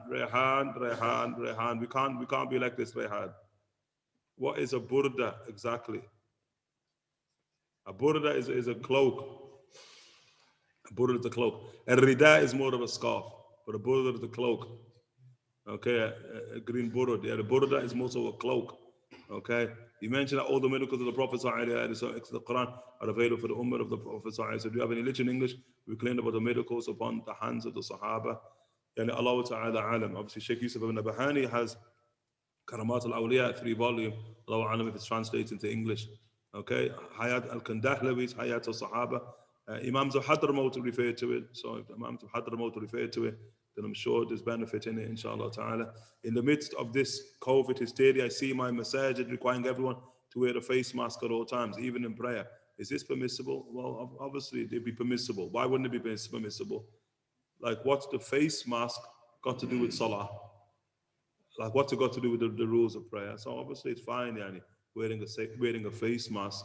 Yani, you would have saw many a companion wearing face masks and in prayer, the way they wrap their turban. So that's not an issue. Okay, in the hadith below, Allah Alam, assuming for skipping all of this, yesterday you said there is no such thing as a jama'at without an amir. Do the people of Ahlul Sunnah wal Jama'ah require an amir? Well, we're not getting there now. Is that how you've got to that? Yeah, of course they require an amir. And of course there are amirs as well. But if you're referring to the actual khilafah, yani khilafat in and of itself, that's a different question, yani. Allah Ta'ala alam. And in kullukum ra'im wa kullukum mas'ul an ra'iyatih. If we want, as the Prophet Imam al-Adil, the Rasul in the Bukhari and Muslim, the Imam al-Adil, that just leader, as again, ishtighaltu nafsi bi nafsi. Let's just try and establish just leadership inside of ourselves. Let's just try to establish khilafat inside of ourselves. Remember, leadership at the highest level, yani, they're the people who that is their affair, believe me. It's their affair. You get the point? The state, what I mean, it's their affair. They will organize that and it will manifest when Allah subhanahu wa ta'ala deems that to be the case. Allah, for us, masakeen, yani, we ain't even imams of ourselves, never mind our own houses. Yani. So Allah alam, how we're trying to sort of become involved in a higher degree of statehood. You know, it doesn't really make much sense. It's like the issue of people going out to vote for the leader of society. How do you vote for the leader of society? Like, what is it you actually know about the machines of statehood, Yan? That don't make much sense. In Medina, ain't nobody voting for leader. Who's going to be the caliph? Going to the ballot box, and everybody put inside of the ballot box in Medina to Manawar in the age of the Rasul or the age of the Sahaba. People don't have that type of quote unquote, and they don't assume that they have the capacity to vote people into the highest office, Yani. It's important to understand that is not our deen, Yani. It's not our deen. And let's not start embracing other people's deens and try to impose it upon the deen of the heavens in and of itself. And so what the faqih is saying there, like the issue of the emir, the khilafat and what have you, the people, it's their affair. Leave it to them. MashaAllah, when Allah Ta'ala decrees for that to come forth, it will come forth. Yani. Have no doubt about that. It's going to come forth. Yani. Shuf. But make sure it doesn't come forth at the expense of us. You know what I mean? People like, I wish I lived in an Islamic state. I wish I lived in an Islamic society. Yeah, right. Amjad did it. Yeah, no, because Mansour's getting it. Mansour, I've got to switch to the right side of it. Mansour's complaining. I'm always pointing at him. So you're there, you're convenient, inshallah ta'ala. But sure. Yani, we couldn't live in that type of society, could we? Our lives dictate we couldn't live in that type of society. We couldn't. Yani. Sure. So inshallah ta'ala, let us inshallah ta'ala work upon the self so we could live in that type of society. That's also very, very important. The Prophet ﷺ, we get the leaders we deserve. That's what we get. That's sunnat Allah wa la tajidu fi sunnati Allahi tabdila. Rayhan, how do we learn faith? Okay, Rayhan. Huh? There's times at least from different times, and that's what questions you asked. No, it's not. Yeah, is that what happens on this program? Is it? Yeah, because it's showing AM. What's that got to do with me? I'm saying, why doesn't nobody ask questions after them? I think the way they appear, this is what we're getting from Adam and Hell, is that the way they appear, because of the time, the way Zoom time. No, ask the question now. Type a question in.